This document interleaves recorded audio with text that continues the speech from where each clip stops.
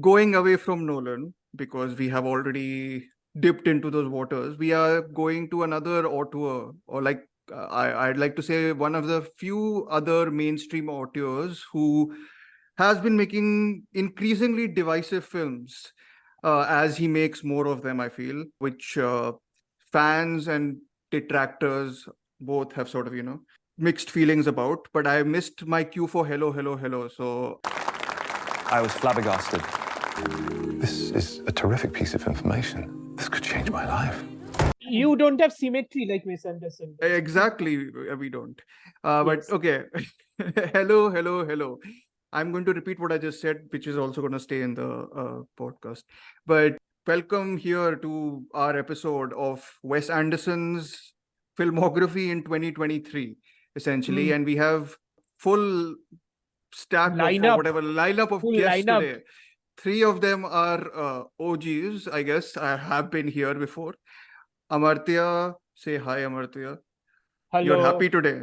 I am happy today. I'm not grumpy. Yes, I'm not gonna be Shashwat, grumpy. who's I been our wanted to say, yeah, I wanted to say hello, but Amartya said it already. So hi. and we have the prestigious company of Mr. Sanjeet. Very In an extended cameo. Yes, extended cameo, because he'll be going after discussing Asteroid City and Something. the wonderful story of Henry Sugar. But we also have a new guest who I discovered on Instagram after reading a Wes Anderson post very much. So it's kind of poetic that it happens, and we are discussing Wes Anderson stuff. So this is Srilekha Mitra. She's written for Youth Ki Awaaz, Women's Web, High on Film, Red Sparrow, etc., etc., etc. I will put all the links in the description. And Srilekha, please introduce yourself. And Hello, Yeah. everybody. I'm from Calcutta. And as I introduce myself in one line, I'm an overthinking cinephile who occasionally seeks refuge in poetry. That's very that's- concise and direct, like Wes Anderson. Yeah. Is actually in a lot of his work. But yes, the topic, I think, of Wes Anderson came up when Sanjeet and me talked, I think, after Asteroid City itself, right? I think because it got a very mixed response. I think some people really liked it. Some people really thought he was going even further up his ass. So because I think that's the whole Pretty perception. understandable, to be fair. Yeah, but I think that's the whole perception with Wes Anderson, right? Like, I just want to set the sort of floor about Wes Anderson, and just like what the perception is now, what he was before. I feel there's a significant shift that's happened post something like Grand Budapest Hotel, right? I think where everyone feels either he's stagnating, or I think some people genuinely feel that this phase of his that started from The French Dispatch onwards is like a decline, right? So I think that includes The French Dispatch also, of course. So what do you guys think of all that? Like, has your perception of Wes Anderson changed? Have you guys had a film of Wes Anderson that you didn't really click with, and sort of why you sort of, go about it? Amartya, you can start. I know which film you're going to recite. So Thank you. I don't think I'm that predictable, but anyway. you told me which film. Yeah. I'm just saying. It's like, I think after a point, I think he became more obsessed with his style because I had seen Fantastic Mr. Fox, I think, for the first time now. And what I was surprised by is how much dedication he has to a storytelling itself, plot of it, the layers of it, all of that stuff, along with his own style.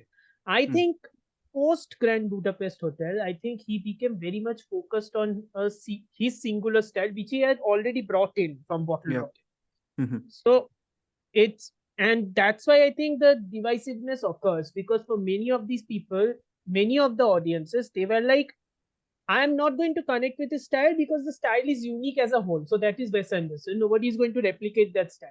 Yeah. But for some people, they were like, either I can't find the substance or I can't connect with the substance you're trying to show.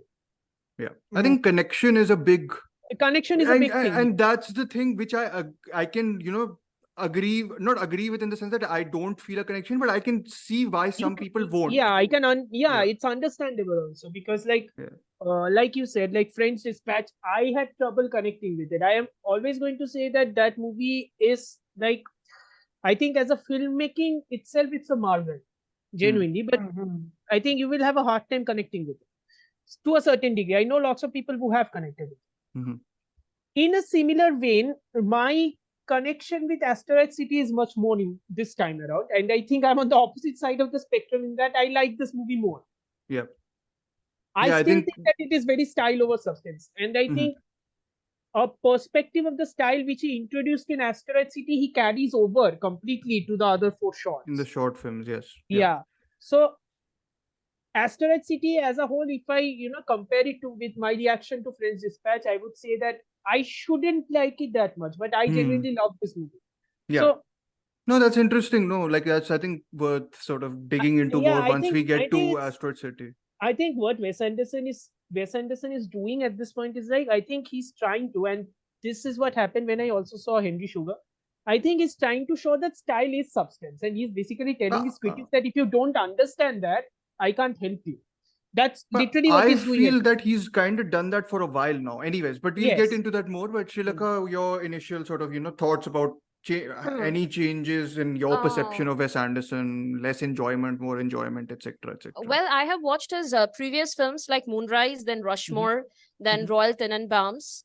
And in those films, I never saw then I started watching Darjeeling Limited, and then, like Fantastic Fox, Isle of Dogs, Budapest Hotel, and then Asteroid City and other short films, whatever. Yeah. So I saw that he is growing more postmodern. So in Rushmore, in Moonrise Kingdom, and in kind of the other film like Rushmore, Moonrise Kingdom, and then Royal Tenenbaums, he was discussing about the postmodern aspect of dysfunctional families a lot, but not with the surroundings or background, like he blends architecture and the symmetrical cinematography. That was not much there in those films. Sorry, just to interrupt. Which, by the way, the memes. Please avoid Please because stop. they don't Please they stop. don't capture Please stop. actually what he does in Please films. stop. So yes. To all the TikTokers, you're doing it wrong. Yes. Whip pan is not a Wes Anderson thing. Stop it. Just Also, saying. you can't be moving the who camera. watch or use TikTok that aren't listening to our episode anyway, bro. Yeah, that is also true. You guys should be on TikTok. Just putting it. Yeah. We'll do 1 hour live or 2 hour live streams on TikTok. Yes. Yes. I mean, you just take clips and just post it there. No. Srilekha, you go ahead. You say. So I feel like he was dealing with postmodern concepts, but now in the recent films which I'm seeing, since Darjeeling Limited and then Budapest Hotel and now Asteroid City this year, he's incorporating it in, and even Fantastic Fox and even to some extent Isle of Dogs, he's incorporating it in the kind of in the cinematography, the way he's capturing, in the storytelling, very unconventional. Like I feel Wes Anderson's storytelling, especially in the episodes of Roald Dahl, is very Brechtian, very Bertolt Brechtian, because there is this alienation effect where I myself couldn't really connect with any of the characters. So there is this alienation effect, like I couldn't relate. Previously with Moonrise Kingdom, that is like he's a victim of a troubled childhood, I could feel sympathy, or I could at least have some emotion, some whether empathy, sympathy for the characters, even for the Rushmore kid who was having this crush on the teacher, and he was also very poor, not very well to do, the struggles being shown in Royal Tenenbaums as well, and even in Darjeeling Limited, they are going on a journey. So at least we can evoke some sympathy or empathy for the characters. No, so you think that there has been a slightly, Yes, like it has become more alienating to sort of, yes, enter and films. he is And it's growing deliberate more sort of. postmodern. Yes, he's growing more postmodern. He's incorporating the postmodern kind of storytelling more, I feel, with his upcoming films. Yeah, what you said about Brecht is kind of true. Brechtian sort of notion is generally about creating especially an in alienating the 4 short films which he yeah, delivered. in which people essentially talk to us as Yes. narrators. They tell us everything that's happening. Yes. They tell and show it. We'll get into all that once we get into the shorts. Yes. But Shashwat, what's your take been on the history of Wes Anderson, or your history with Wes Anderson, to put it correctly? Yeah. So yeah, that is the more correct way to put it. Mm. So I have been a relatively newer fan of admirer of Wes Mm. Anderson movies because I discovered him with whereas most people would start with his early work. I Mm. discovered his work with The French Dispatch. So Wow. Deep it's end. weirdly enough, yeah, weirdly enough, he was the one. He was like that was the film that encouraged me to watch Mhm. his other work. And more prominently, I mean the thing that fascinates me the most about his work is that the nucleus of his stories remains on very basic things. I mean, Mm. of course, there is all this sophistication and these fast-paced dialogues and all, but there's this the nucleus remains essentially on what one or two people who feature in this film are feeling Mhm. and or how they see the world Yep. because and that is what worked for me in the French Dispatch. Of course, I mean there's this divisive thing also. I mean, because most of the criticism that I read of the French Dispatch was that it was emotionally not really involving for them, Mhm. but I felt the opposite because it evoked nostalgia in a very really intelligent manner. It's a tribute, right, to the expatriate journalism that there is. And then after I started discovering his other works, I mean, when I dug in early for Asteroid City, Mm. I discovered that he has this thing to, he has this ability to go a lot more personal and into the relationships because and there is the Royal Tenenbaums and the Darjeeling Limited are work as a great double bill because both of them talk about broken families. Hmm.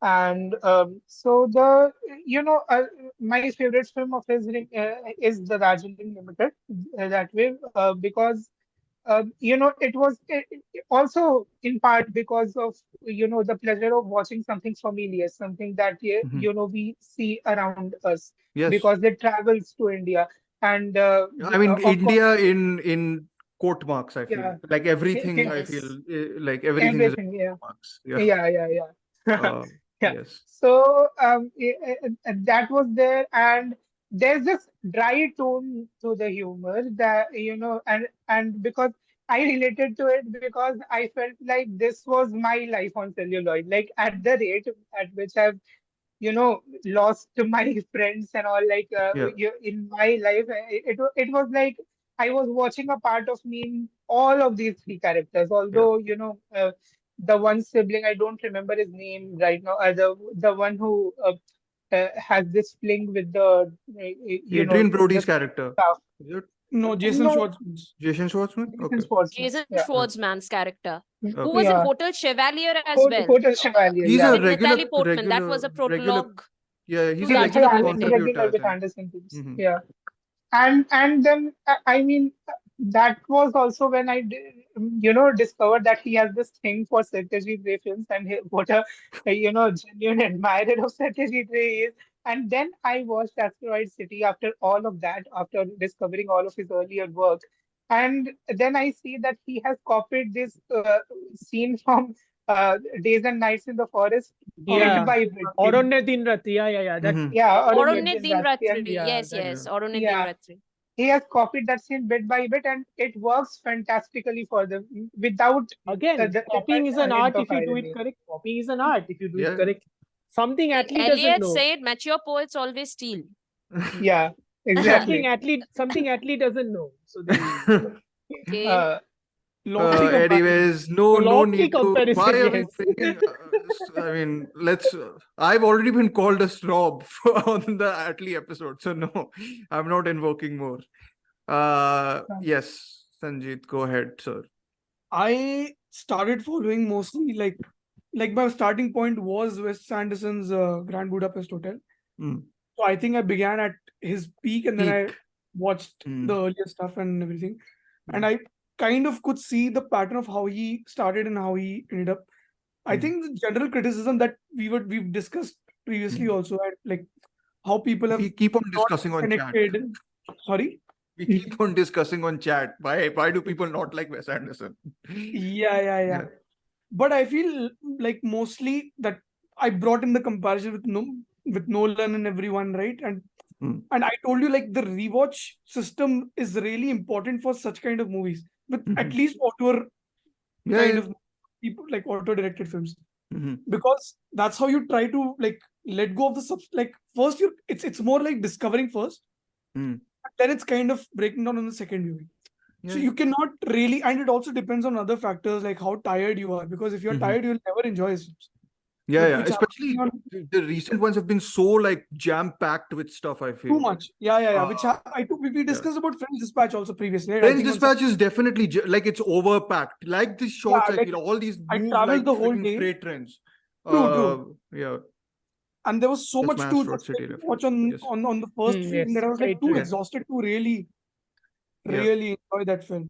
Wes Anderson films, you have to like delve into more. Like people often, like I have talked to people, and most people watch films for entertainment. But if like in Wes Anderson films, you have to understand the film.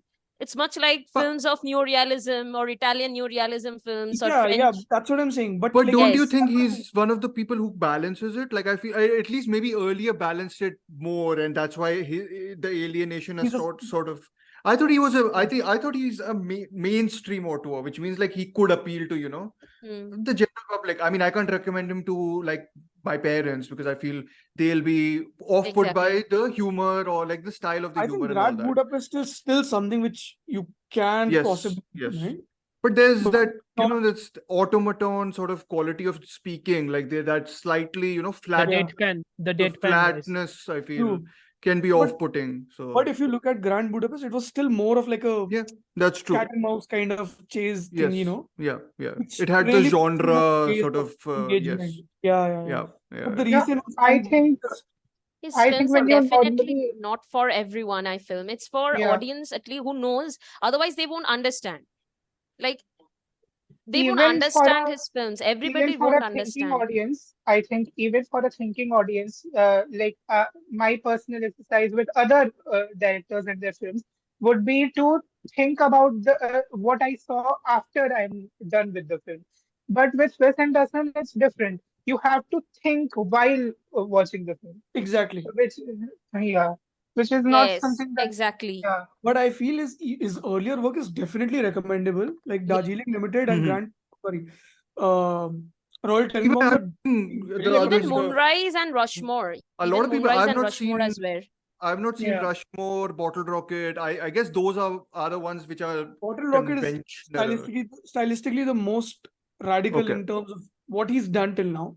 Because I really like that film. It's a crime thriller, whatever you want to call it. And they plan a heist and everything. But it's very different. I don't know how much you would respond or anyone would respond in general. If you like his more recent work. Yeah. But I mean, Insomnia thing also, right? We discussed. Like, but the Insomnia is not good. No, not just that. But like, how if you go back to watching early works, not. No, I understand. But I love Memento that way. What Insomnia, and I feel Nolan's Memento. Yeah, Nolan's Memento. I love. Nolan's Insomnia is a different case. I feel I don't know if Wes Anderson was in the position of making a compromise thing between doing the Batman and Memento phase, but I don't know. Anyway, Sanjeet likes Insomnia. Sorry, guys. What do you think about? I like it too. Yeah, Insomnia.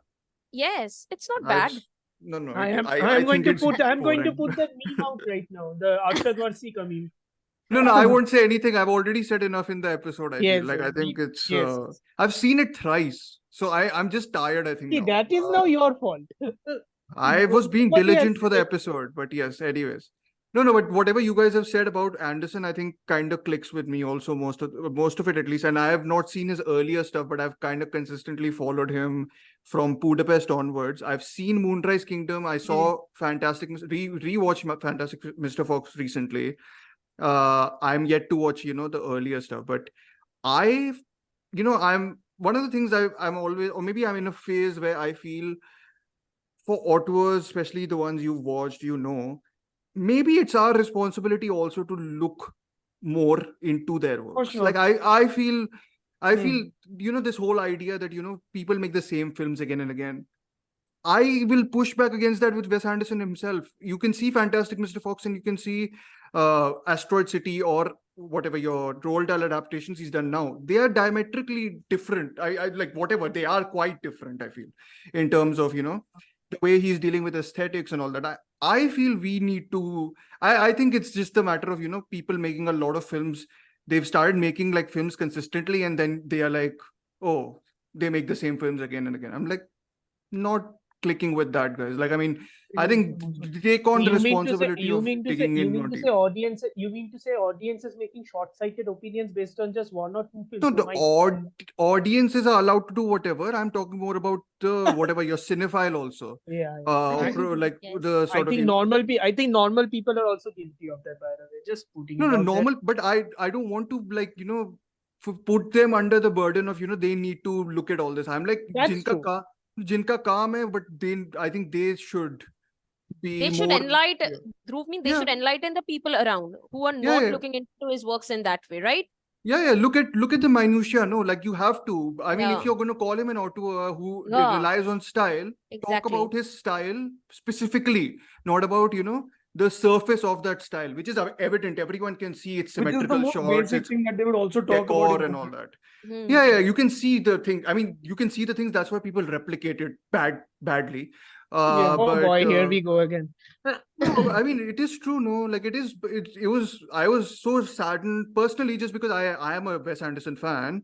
When the whole when the memification of his style happened, I was like, it's such a. Everybody is making reels on No, Instagram. but it's such a waste. I feel the waste is that Wes Anderson, I think, is a he can be a very good emotional director. Like I've felt the sort of hurt Yeah. and pain in a lot of his movies, and I Yes. mean most of them have a very to me at least in brief moments have like a emotional core to them, which I think that's what I respond to. Like, why would I don't respond to like the shots being symmetrical. There needs to be a point to the shots being symmetrical also, right? Yeah. Like, so like I think yeah, like that's sort of my thing, but that's a lot of I think that's my note for a lot of like new auteurs who are making like a lot of films, right? I think we need to kind of Who are these new better. auteurs first? Who of are all? these No, new new auteurs, auteurs, by sorry. the Like, way? no, sorry. Whatever the Auteurs in old general. auteurs, whoever you call auteurs, if they're making 2-3 films in the span of like 4-5 years, there are going to be resemblances, but that doesn't mean that there aren't differences within those resemblances. I think that's our job to. But even not just that, even if an author goes a little off like their path, the reception also kind of changes. Like I still remember, I'm going to talk about. I knew. Yes. What do you think I'm going to talk about? Ram Gopal Verma. No, I'm going to not always argue. Like, I was gonna say, once upon a I time, don't know yeah. what happened to Ram Gopal Verma. He we are speaks not such going to good talk about films. RCB here. Very We are well. not. I love him. Still love him. He used to make such good films like Satya, No, the which films are even still top. good. It's the perspective that needs to change. I don't think I'm advocating for that. As a student filmmaker, Sure. that's what he's doing now. That's what he's doing now. He's graduated from filmmaking to student filmmaking. True. I don't know what has No. the graph changed. His whole But graph changed. but that happens with a lot of film. Like it's been I guess Francis Ford Coppola can do all that after making those 4-5 films in 70s. He's allowed to make whatever. Why to just bring up Francis Ford Coppola? Bring up the one No, other because director who has been. Bring up the one other director who has been working consistently for 4 decades and making masterpieces. Scorsese. Yeah. Scorsese. Yeah, and his style changes almost every It's decade. once in a, like, there are not many people who do that also, right? It's like Steven Spielberg, What is- Scorsese. What is Scorsese's signature for you all? Like, what do you see this common in all his films? Like, There isn't, no. I mean, there is, like in his gangster films, there's a signature. I feel there's a different signature in his there period is a certain pieces. similarity in editing also. Yeah, because How people if behave I regarding consider the frame. Goodfellas, then The Gangs of New York, and also Casino, to some You can extent. add Irishman to it also, I think. or like Yes, whatever, Irishman. Wolf of Wall Street also you can add in that sense. Wolf of Wall Street is, I think, like a remake only, right? Of Yeah, Departed में क्या Departed. गलती कर दी? I No, haven't watched Departed yet. I am yet to watch that film. He's I made don't know. 26 films, Amartya. I'm also not watched a lot of them. 26 so- only. Only? Films, कर रहा है? documentaries क्या I'm कर not रहा है? counting. Oh, Yeah. okay. Probably made 20 documentaries. I think Anyways, 10 In or 14. Scorsese's films, the criminals, the way he represents criminals, I love it. Like the way he does it. yeah. In Goodfellas. Scorsese and oh my god, Sanjeet, you're going to be so happy. Scorsese and RGV both do the same thing, right? They try to humanize their criminals to a certain degree. Yes, Wow. and also they Thank you for show supporting crime me. as not like often people show crime is happening or people are involving in crime because they have this childhood trauma or something like this. But here we see the crime is a profession. In Scorsese's the Yes. characters, Yeah. crime is a profession and they're professional criminals. They are not good. They're killing Yeah, anyone. Casino Like is basically like a Casino. whole description of the whole casino and how Yes. it works, Yeah, right? yeah. Yes. Organized. Organized Yes, 3 crime. hours organized of crime. narration. Exactly. Yes, Organized yes. crime. So that's what I love. In Yeah. Goodfellas as well. So there's no remorse or guilt you will find in, there is no redemption, basically. This is so I'm just going to bring us back on the Wes Anderson track because we will be doing a Scorsese Somebody was episode saying we sometime. won't be digressing. Somebody was saying that, yes. I noticed it Just and like to point course that out. corrected. Okay. Yes. I would, So I think we'll jump into Asteroid City first, right? Because it's the feature film, and then we'll go into the shorts which are now playing on Netflix, and everyone should watch because they are in total 1 hour 30 minutes. All 4 of them, I think. Yeah. 3 of them are 17 minutes, and one And of the them is one- 39 minutes. 40 Yes. 40 minutes, yeah. But Asteroid City first, guys. So Asteroid City is Wes Anderson's. I've not done the count on what number feature it is for him, but it is his COVID film. It is his Amartya, plug your whatever thing you wanted to say. OG Barbenheimer. Yes.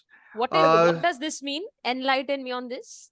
So so basically I just want to set the sort of, it's set in Asteroid City, which is a fictional place, Yes. which is Yes. in the beginning shown as basically a filmed theater, sort of like Yep. that, a space which is a theater, and then the artifice sort of dissolves into the actual film we watch, which takes place in Asteroid City.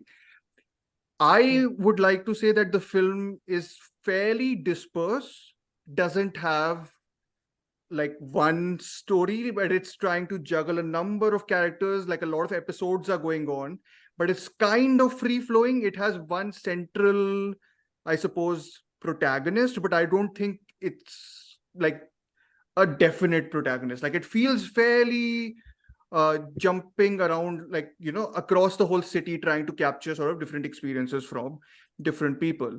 So, and it stars the entire of Hollywood, of course. Which is casual thing for Wes Anderson. Like everyone shows up. At this point, if So- anybody gets a call, if any agent gets a call because Wes Anderson is directing, if they are going to join that. Yeah. For 2 seconds, 3 Most seconds. of them are his regulars 5 anyway. minutes. Yeah, exactly. The new additions, I think, are Scarlett Johansson, Tom Hanks, which we will talk Tom about. Hanks, which is That was going to be done by Bill Murray, right? Bill And then Murray, Tom yes, Hanks yes. replaced him, I Bill guess. Murray got Yes. COVID. Yes, Yeah. exactly. Yeah. Wasn't Scarlett Johansson voicing a character in Isle of Dogs? Oh yeah, and Isle of Dogs probably. Yes. She was there in Isle of Dogs. Okay, never mind. So she's also not new. Who is new Only then? the kid Only Tom characters, Hanks. of course. The kid. Yeah, Tom the Hanks kids. is new. Tom Hanks is the big addition then. I Hong guess, right? Chow. Hong Chow is also. Hong Hong Chow is Chow also is new, there. yes. But Yes. again, not utilized to her best, which Yeah. I mean, we can talk about later. But anyways, we will begin with Sanjeet and then we'll go opposite. I'm doing a round robin. Okay. Sure. I didn't expect it's going to be. Okay, fine. Amartya. Why Asteroid. me? Sanjeet, go ahead. Amartya go. No, Sanjeet, go ahead. It's fine. Okay. No, I'll keep it very short. Okay, I'll really like Asteroid City. Seen Okay. it twice, right? Yeah. Hmm. I really enjoyed it. First of all, I think the Hmm. first viewing was much more of just unboxing and unpacking a lot of things. Hmm. But of course, the themes and everything was just very clear, like what it really was about, what the film was trying to say was very obvious. But it's the emotion, how it travels, like how it it transcends from screen to me was a little, I would say, not really that great, but it was still there. Like I could still feel a few moments there. Yeah. Which was also the case with French Dispatch, and we discussed about that as well. Yeah.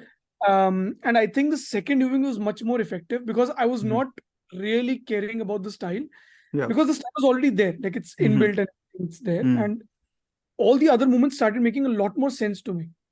Mm. Like the small things that were happening, and how, like, for me, the most profound moments happened. Like, one was the whole Scarlett Johansson and Jason Schwartzman exchange Yeah. through. And the second Fantastic. was I think. Adrian Brody's the director thing Director. behind the scenes, which for Mhm. me were really touching moments in general, Mhm. like how I perceived those kind of moments. Yeah. So I think it wasn't really like how people. I think the reception was already out by the time. You went with all people who all didn't like it, right? I went alone the first time. The second time I went with friends who had a very different perspective, that they were saying that Wes Anderson doesn't care anymore, which is also That's what very we've been. odd. I think he Yeah. cares a lot actually in this film of all films. But yes, Yeah, I know, uh, but I think yeah, he cares a lot more in this, to be very yeah, honest. Mm, I Yeah. think it's much more profound than Mhm. one could imagine. It Yeah. could be.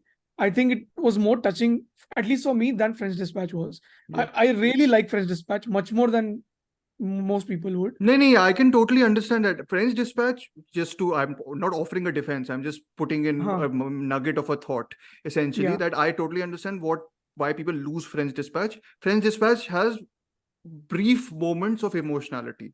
And Hmm. then there's whatever stuff is, a lot of stuff is happening. Yeah. Asteroid City is a melancholic film, I feel. Like Very melancholic. it Yeah. is filled with uncertainty, which I think is the thing about the whole film. But Isn't that the whole uh, point? Is yeah, what we talked exactly. about? Yeah. So Amartya, Yep. you go ahead since you have taken the Hmm. cue I card from me. haven't. I No, haven't. you've taken the cue card from me, Amartya. Oh, cue card. Making Brechtian references and all that. Come on. Cool, man.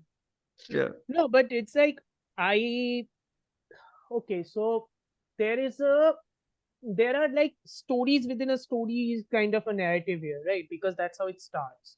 Mm. And I don't know, was this the first time somebody obliquely referenced the Twilight Zone in this movie, or is this like a long line of movies which are referencing Twilight Zone, and then there is the new TV show, The Twilight Zone? It's Mm. weird because after COVID and even before COVID, the Twilight Zone and all of the anthology shows became the rage, right? Mm-hmm. Why I'm bringing up the Twilight Zone is because uh, Bryan Cranston's character, who opens that entire story within a story arc, he Mm. is dressed like Rod Sterling to a certain Mm. degree, Hmm. and he's introducing the entire section, and Mhm. he's talking like that with that potent, Mhm. we are going live into Asteroid City. And that baritone also, no? Yeah, all of that. Yeah, Hmm. he's doing all of that, and I'm like, Mhm. okay, good reference there. But Mhm. I think the bigger point here is we need to understand what the 60s actually represented in America, because that's what he's trying to do here. Because 60s? Was it 50s, 60s? I'm not sure. 50s, 60s, yeah, 50s. more 55 Was hai in na? 50s. 55 hai, Yeah, yeah, yeah. because it's Cold War anxiety and all that. Cold also War going on, right? anxiety and Twilight Zone was in 60s, but that's Yeah. the point, because from Mhm. 55 to around 65 to 70, most of the Cold War anxieties increased. Now, Mhm. putting that film in the 50s, at least Asteroid City in the 50s, I think is also because of the atomic age anyway, because it's like, Mhm. and because this is connecting us very well to Oppenheimer, because Mhm. that's what America had been going through, right? Because for Mhm. the normal populace, they had a thought that America had built a superpower which Mhm. could, power our entire nation through nuclear energy and all of it. So that's what atomic age was supposed to build it up as. But Insert clip of Cillian Murphy talking about whatever. sure, Yes. but Yeah. but then again, because it is a fantasy or a thought of people that once we discover something, for Mm. humanity's proclivity is they think that they're going to do the right thing, they think that they're going Yeah. to take the fantastical approach and do the right thing, but obviously they take the wrong approach and do horrendous stuff. So I think that the pastel colored approach to the aesthetic and all of it, I Hmm. think that is kind of what he envisions America should have been during the atomic age. Mm. That's what it should have been. That's what he envisions it to be. And that's why I think the Barbie comparison seems apt here, because of the pastel colored aesthetic. Mhm. because it's all extremely bright, the desert and all of it, that is extremely bright. It is artificial, It is very artificial, which is the point. which is the point. Yes. It is the point because it is Yeah, also yeah, the yeah. story within a story anyway. Of course, so of that is course. also the point. But again, because Anderson is doing all that, but now we need to understand that while Anderson is thinking of this in a story format as to how he's making a story himself, because he's a human being going through a pandemic that we have all gone through, he must have faced many of the same problems we have gone through: isolation, neglect, regret, all of the things he wants to do, he can't do, and all of it. So it becomes like kind of becomes like a commentary. So he is going to now so that's what he does here, because there is and of course the conflict which is shown here is something extraterrestrial. By extraterrestrial, I mean something here, for real world analogy, something which is not yet discovered, which cannot be comprehended as of yet. We know that it exists. We know that it exists. We know that we will bring it up because that's the existential crisis of it. But now that we know that it exists, what are we going to do? What have we been doing with our life? That's the bomb blast also happened very much in the background. Like there's that that sort of atmosphere that fear is looms also around. that like fear it's is not also it's not that like it's not something that directly impacts the plot, the actual bombing. Exactly. So and from bombing to what was currently happening by the time Truman comes to presidency, then Kennedy goes in, then Johnson comes in, like how much American government tried to placate, and then from placating they tried to lie. They tried to bring in the concept of American exceptionalism, that we can handle it, whatever happens we can handle it because we are strong, we are Americans, American exceptionalism and all that. And you love Americans. Yes, of course I do. You've expressed that love Yes, also a couple very of well. times. Why? Couple of times. No, sarcastic. It's not love. No. Oh, okay. Yeah. Okay. So the American exceptionalism also, I think, is very well, broken down to a certain degree. But I think because this is a story within a story, and the fact that this story is taking place within the 50s, and then he pushes it back completely from one framing device to the other framing device to the theater ka framing device, he's still bringing that melancholy in, because the writer is thinking, what am I going to write the story about? He's still bringing that existential melancholy in, because each and every one of the characters, while they're enacting the play, they are telling the person who has written the play and who is directing the play that I don't understand. I don't know is repeated a gazillion times in this film. Yes. I don't know. Everyone keeps on saying that. Yeah. So you can take that as Anderson taking the Mickey out of you to a certain degree, because he knows that the audience is also clueless, so the audience is in on the joke. I don't think that's... I'm saying that's one aspect you can take, that he's taking the Mickey out of you. The other aspect you can take is Anderson is acknowledging, the fact that people have existential crisis on their own, and the only way they can handle it is they can go through it as much as they possibly can. Yeah.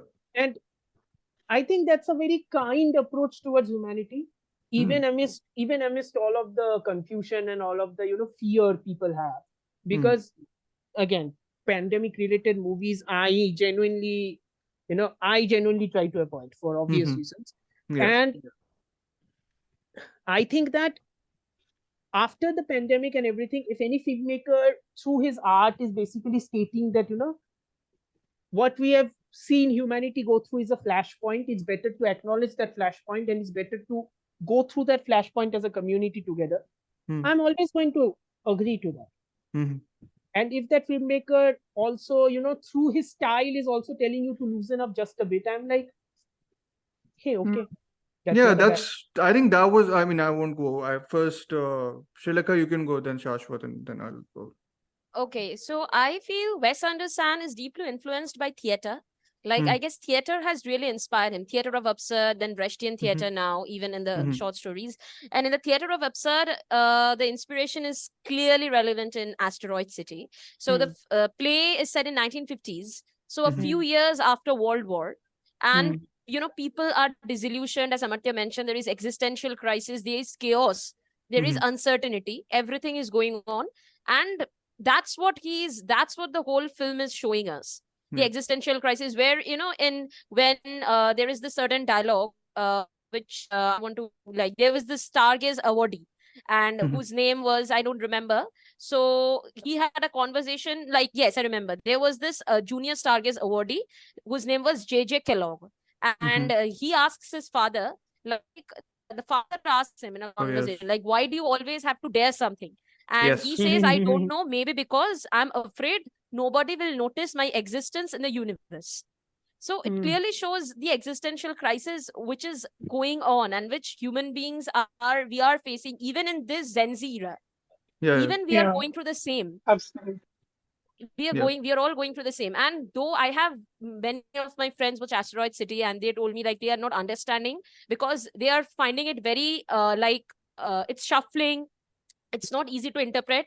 So I told them, that's how human life is. Is your life easily interpreted? Can you interpret life easily? No, I mean, see, a lot of people scoff at this. Dhruv, that is kind of like an observation which you do most of the time regarding Terrence Malick. No, but Wes Anderson has these moments. That's the sort of beauty of it's him. It's there. It's like what you were saying. Actually, I was about to say that people scoff at what Srilekha has said sometimes because it sounds very much like, giving a pass to a filmmaker. But I think there's more than enough groundwork he's laid around here for that reading to be made. I think that is the whole thing, actually, what Srilekha is saying. So, but yeah. And then even you see characters of Midge telling that, was I ever there? Was I ever there? Like when she was rehearsing in the film. So I think theater has really influenced Wes Anderson. And watching a Wes Anderson film, though he's constantly breaking the fourth wall.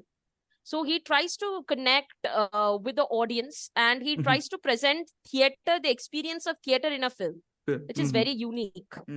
So the way we, like, nowadays, we don't often go to theaters. I don't know if in other cities you have theaters going on. In Kolkata, we have going on drama. In different parts of Kolkata, there are theater academies where theaters are still being played. I don't know about the rest of the world, but people have lost touch going to the theater. Like, they don't go to theaters anymore because now it's we have evolved. Now there's movie screen, now there's theater, like cinema halls, then now there's OTT. So I guess Wes Anderson tries to bring it back. He stays kind of very much rooted in his tradition. Bring it back, but in a very cinematic way also. Like, it's not... Yes, that's what I was telling. Bringing back theater boxy. or giving the experience of theater through cinema. Yeah. So I guess he's very rooted to his tradition. He pays homage to his tradition very much in his films. Like Eliot does in his poetry. I feel T.S. Eliot does. I can compare. No, absolutely. T.S. Eliot has written an essay on tradition and individual talent where he says that how we are nothing without our tradition. No matter how much new or how much new things or new discoveries we are making, our tradition is somewhere there inside us, which is paving the way for us to discover something new. So Anderson does the same in Asteroid City. Even he's rooting, even in the atomic bomb scenes, in the, like, as you said, it's very similar to Oppenheimer. So what he says is there is mystery, there will be absurdity, but then, as Amartya said, like, you have to embrace it all in order to, like, you have to face it. You can't run away from it. And also, coming to the structure of Asteroid City, it's very circular. So the film begins and it ends on the same, like, that kind of cafe where they're going on. So that is very much similar to Samuel Beckett's play Waiting for Godot, and all kind of Samuel Beckett's films where, Samuel Beckett's plays, where in Waiting for Godot, the play begins with, two men waiting for somebody named Godot. Who knows? Nobody knows who is this Godot. Maybe he must be Providence. Maybe he may be a ray of flickering hope, but they're waiting for him. And the play ends also in the same manner. So, and in Anderson Asteroid City also, if you see, the play begins, the play which is... You can say play. It's a play. That's blurring the boundary of play, film, etc. Yes. That's what he's aiming. Yeah. Meta theater. Like, Yes. I mean, meta even, theater. I mean, There are- yeah, I mean, if he did not even embrace it all the way too much in Asteroid City, he definitely did that in the next part. Yeah, in the yeah, short films, he yes, and play properly within goes a for it. play. Even Yes, even yes. Girish Karnad's Fire and Rain. Girish Karnad, Hmm. I guess all of you know Manthan, Yes. and then Mhm. so Yes. even he has also written this play like Fire and Rain, very famous, which on which a film has been also done. It's available on Hmm. YouTube. So Mhm. there also, this is also a concept of meta theater where you see story within a story trope. So Yeah. Anderson does the same. He's very rooted, I Yeah, feel, yeah. very to the tradition. And No, that's very interesting.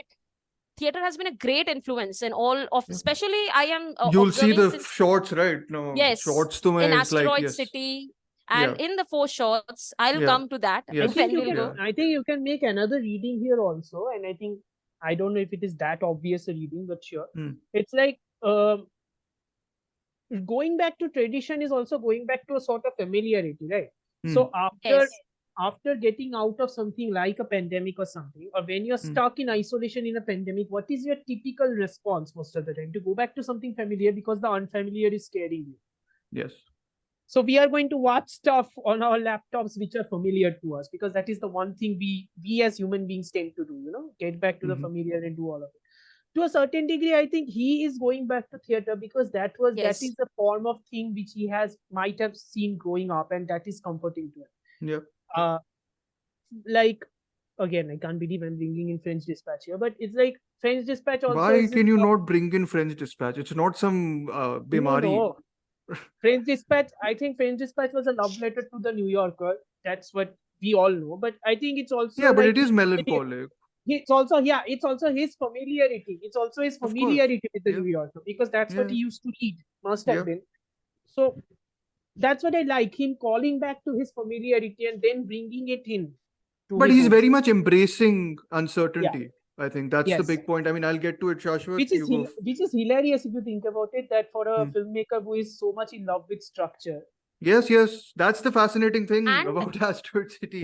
in Asteroid City, you see, he keeps alive his main theme. Like the theme is there of the families, disjointed Yes. families. Mm-hmm. You see Yes. Mitch Exactly. Campbell and her daughter, and Mm-hmm. then you see Augie, and they are all Yeah, the struggling to survive. Augie thing is very But central, it's right? The whole Yes. but it's all like Dhruv said, it's all dispersed. It's not in a singular family. It's all yeah. dispersed. It's Like there's a Yes. separate story going on, Yes. there's Yes. another angle going on, then a lot of things which kind That of is a is very problem for me Shakespearean too. also. In So yeah. Shakespeare's plays, if you see in Mm. Shakespeare's plays, you have Mm. too many subplots going on. Mm-hmm. In Mm. Shakespearean plays, if you see, like Mm-hmm. Twelfth Night, then Merchant of Mm-hmm. Venice. So there are always subplots in Shakespearean But there plays. are resolutions in those which are not there here, I feel. Yes. So yes, maybe True.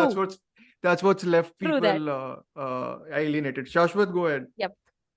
Yeah. So, there's this tendency of Wes Anderson to do the talking to the audience. I Mm-hmm. mean, which is the one thing that I felt was new to him and Mm. not the other directors that I explored. Mm-hmm. Till the time I watched the French Dispatch and Mm-hmm. discovered him the first time. Mm-hmm. And it was like the director is talking through his film, Mm-hmm. saying something through his film, and he is not afraid to, make a statement Mm-hmm. through his cinema. And that's the thing. I explored before going into Asteroid City. I explored a lot of his early work, and I had this feeling that he tries to say these different things and Mm-hmm. make different statements through his films. Mm-hmm. And and then I feel Asteroid City, in terms of its aesthetic mainly, apart from the play within the play structure, Mm-hmm. it's like it's the most quintessential Wes Anderson film that has ever existed. Mm. I mean, and to the point that initially, initially, to be honest, I was really disinvested into the from the Mm-hmm. film. That it's like, is it like Anderson is parodying himself through the That's way, another the way, criticism, I think. Yeah. yeah, That's yeah. yeah, Mm-hmm. like the way it was structured was really, it was not off-putting, but the way it was, immersed into those Andersonisms, Yeah, it yeah. was really, distraught for me personally. Mm. But then, by the time it ended, I mean, it was there, a lot of compelling things that were there that which stayed with me, of course. Mm-hmm. But then, like, here he is not making a statement. He is not saying something per se, more than the fact that he's questioning, Hmm. he's asking the audience a question.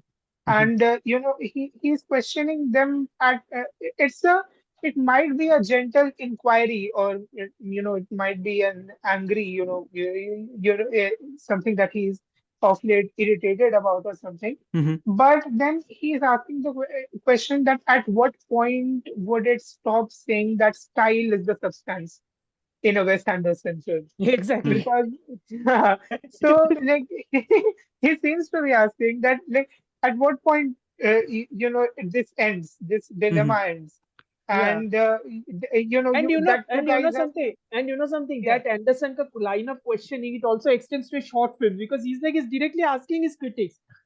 Yes, I get it. Style is the substance. You have anything new to yeah, say? Yeah. yeah. No, but And okay. So yeah, he, go ahead. Yeah. Complete. yeah. Sorry, Shashwat. Yeah, so and he demands his audience to ask better questions.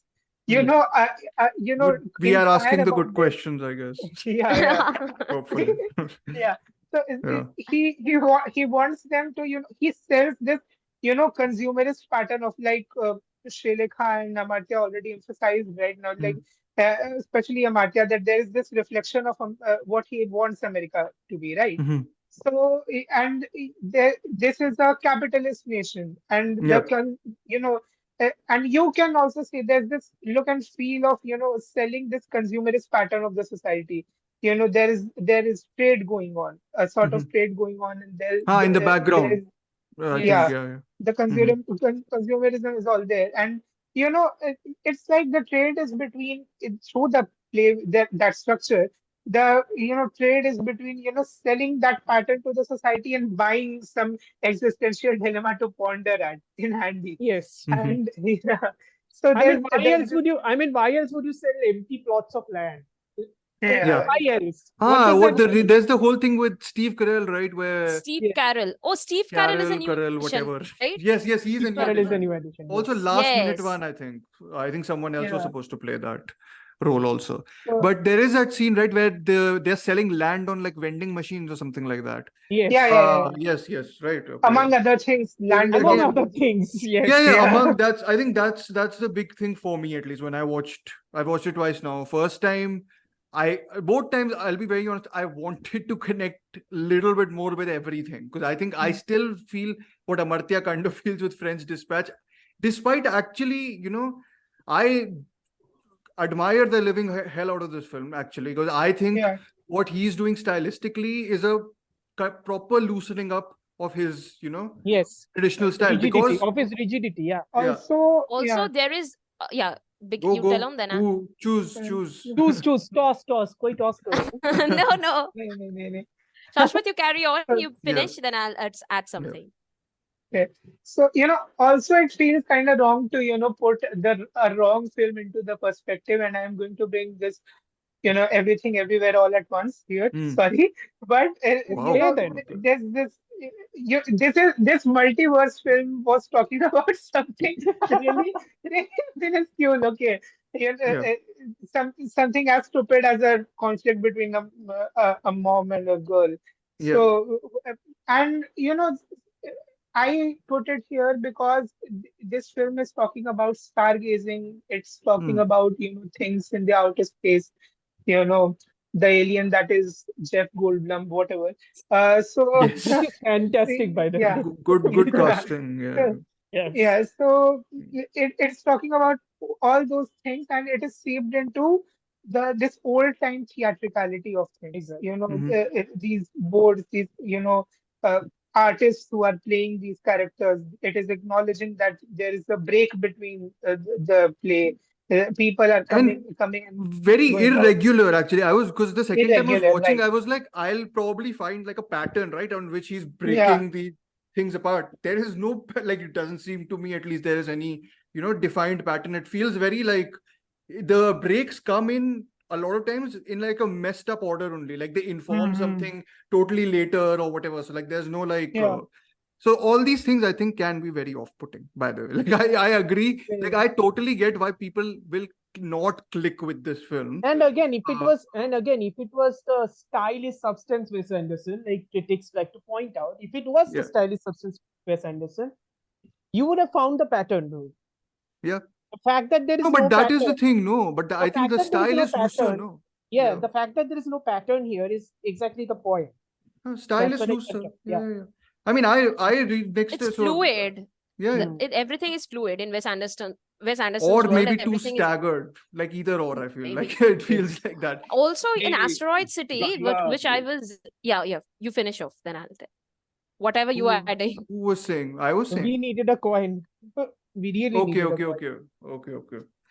Go ahead, Srilekha. I have no idea Amartya, what Amartya was saying. Amartya What was are you saying, telling Amartya? something. I wasn't telling anything. We could continue. So काटना Okay, so पड़ेगा मुझे. Yeah. Okay. I had one point to add. So in Asteroid City, we also see the monochrome and the color cinematography. Yes. Yeah. Which is very, I feel like the world, which is the world of the play, he shows in the Mhm. colored cinematography, which is Yeah, exactly like a dreamland. And the Mhm. world Yeah. outside the play, I feel, Black and white. is he Black and- uses mhm. black and white. So it is the world like world which we will live in, and he Yes. uses black and white to represent our world. I feel deliberately because that's how Mhm. life is again. A life can be summed up best in black and white. Mm-hmm. Interesting. I mean, I think he did do this playing thing in French Dispatch also a little bit, like Yeah. The when manifesto. switching to black the and white third- and then The color third and all story, that. I think, right? The Yes. third No, The in manifesto. one first Even one the also. first one even. Even in Timothy Oh, yeah, Chalamet's yeah, one yeah. also, no? All There of them, was- I think, have a little Yes. bit. The He second does one play was around with this. completely in black and white. I don't think in the shorts See, there now is the black and white. Timothy, No. the Timothy Chalamet No. shot, I do not want to remember. I think that was the most, I don't know what. You the know, hell. upon rewatches, I've liked that the most, so I can't say anything. I have no idea what that I was. love the one with the artist in French Dispatch. The first That one. was That I think is the everyone first one. everyone Yeah, really yeah. loves. Yeah. The Yeah. one with Lea Seydoux, Yeah. Benicio del Toro. del The Toro, third and one, Adrian the Brody. third one with Jeffrey Wright's one, I like when That's he the fourth one. Yeah, That's the fourth one. fourth. Yeah. The first yeah, one I is really like- funny that way. Then Owen Wilson's. Yeah. No. Cycling. They were very we- good Cycling friends, like reporter. Owen Wilson. Then they were like together, they co-produced or like co-written like the first film. First, Bottle yeah, Rocket. Rocket, yeah. all of them. Yeah. Yeah. I will digress back to Asteroid City, unless we get. Why you like Well, French Dispatch? No, but I don't want to talk about it for like ages, no? Like because we have other stuff to talk about. No, but my main point only is that the second time I was watching it, I was like desperately wanting to connect with it on like, a genuine, consistent level. And I did find like there are some tracks that work for me much better than the others. I think that's the big problem. Like, the way the film moves between a lot of them is staggered and all, but I just care for some stuff much more than the other stuff. Like the what Sanjeet mentioned about the thing where both of the Jason Schwartzman and Scarlett Johansson are talking through the windows, I think is magnificently directed and performed and whatever. Like I think that's the sort of highlight of it. I think the framing too during those scenes. Yeah, right? the framing only. That's the whole Framing, brilliant. Yeah, the alien sequence I think is wonderful. That is magic realism. Yeah, Reference full to on. magic realism. And that's and I feel a lot of the film I noticed this time had a lot of dead air. Like there's a lot of silence because Alexander Desplat's score is actually pretty sparse. And because when it shows up, it's very magical, which happens in the alien moment, I feel. Yes. It's sparse There to was the this point that you don't even conversation remember it. between Mick Wait, and Woody. come on, Shashwat. Yikes, Shashwat, yikes. It's very good in some moments. I will send you the track about when But the they- ship is Yeah, I'll landing. listen It is- internally. yeah. I mean, I'm not that brutal. Yikes. Well, I'll just shout out also There's- because I think sorry, go Sorry, ahead, you carry. Srilekha. No, No, you go ahead. carry on. No, you were telling something. No, I'm you just finish saying up. the Jeffrey Wright speech is what I wanted to sort of like shout out to because it's a lovely. I Yeah, think he's it's a brilliant Wes great. Anderson actor actually. Actor. Because I think he fits that, the tone with which he says everything really fits the matter of fact sort of, need of it. But I feel there's so much stuff that speech only like reveals, right? I think one of the quotes I have noted is, in the meanwhile, someone else's story. And I feel that's what sort of keeps on going around. Like he's telling his story in like fast forward motion. And then he's like, in the meanwhile, the stargazers and all that are doing all this, and I feel like the whole film kind of moves in that way. So like I can pick out a lot of scenes like that, which like I love in terms of bits and pieces. I think there's last moment I'll mention is the one with Margot Robbie and Jason Schwartzman towards the end, which is basically his meeting with his wife, dead wife. And I think he says, and that's a very probably Wes Anderson like self thing to do, where the thing resolves in a sense, and he's like, all my pictures come out, which I was like, oh, so it's about whatever. It's the about release. Yes, all that. I was like, there's a lot of like, stuff. I wish I connected still more with it. I think I'm still a little distant. But the making of it is also magnificent. Yep. We really don't see through how the staging is really done, but like it's very masterful of how he places his characters, and then he cuts also. It's very smooth. You don't really feel it. You remember there's the whole thing where they're in the phone booth, and then it's like they're facing us, and then they switch over to them facing each other, like in a 90-degree angle, which is, I think, like it's very striking, but it's not like off-putting. It's not. It's very smooth in general also. And I think the one last thing I will say is this Bryan Cranston has some really funny moments in this, right? Because he like all of a sudden appears in that Asteroid City. That he walks into the breaking the fourth wall. He's like, oh, I'm not supposed to be here. Am I not in this? And he tells he exactly tells this. But I also really like how he's actually placed whenever we switch to the black and white positions. Firstly, he's placed like in the center, and then 2-3 times he's placed like really in the corner of the frame, or like in the left side of the frame. I was like, this is probably like, of course, intentional only on his part too. That may be symbolic of how the narrative is shifting, how the narrator is also shifting or something like that. He's showing it. I like, since there was this you were talking about Augie and Mig's conversation through the window, so there was this one conversation which I liked very much, and it was like they were both talking and they saying that I think, and like Mitch tells Augie, like, I think I see how I see us, to catastrophically wounded people who don't express the depths of their pain because we don't want to, and that's our connection. I guess another one of those really precisely clear lines, I feel, which expresses everything about life. And this is also something which Anderson does, right? He like spells out precisely what characters are feeling anyway, or what characters are supposed to. But they express it in a way which it feels like they just don't feel it. They just know. Exactly. We don't know about Mitch's husband. We just know that she's a single mother, and we know that Augie just lost his wife, and they're both wounded, and they're both. It's the grief that is connecting. Yeah.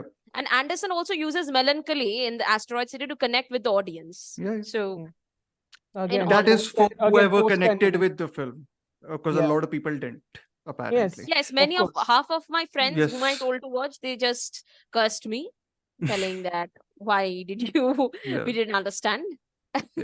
like that. Well, fair enough. I mean, I totally get it. Sanjeet, are you heading out, or will you stay with us for the wonderful? I will head out now. Okay, you will head out. Okay, fine. Okay, so Sanjeet is leaving us, and this is our cue for basically shifting to. Assalamu alaikum, guys. Freight train, going so fast. Freight train, going so fast. I don't know what train he's on. Won't you tell me where he's gone?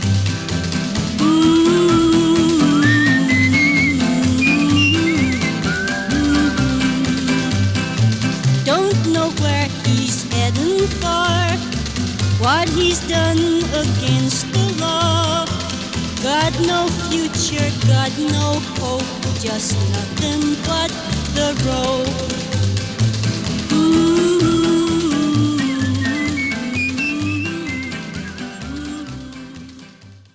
I think we've discussed a lot Asteroid City. Hopefully, do you guys have more to say?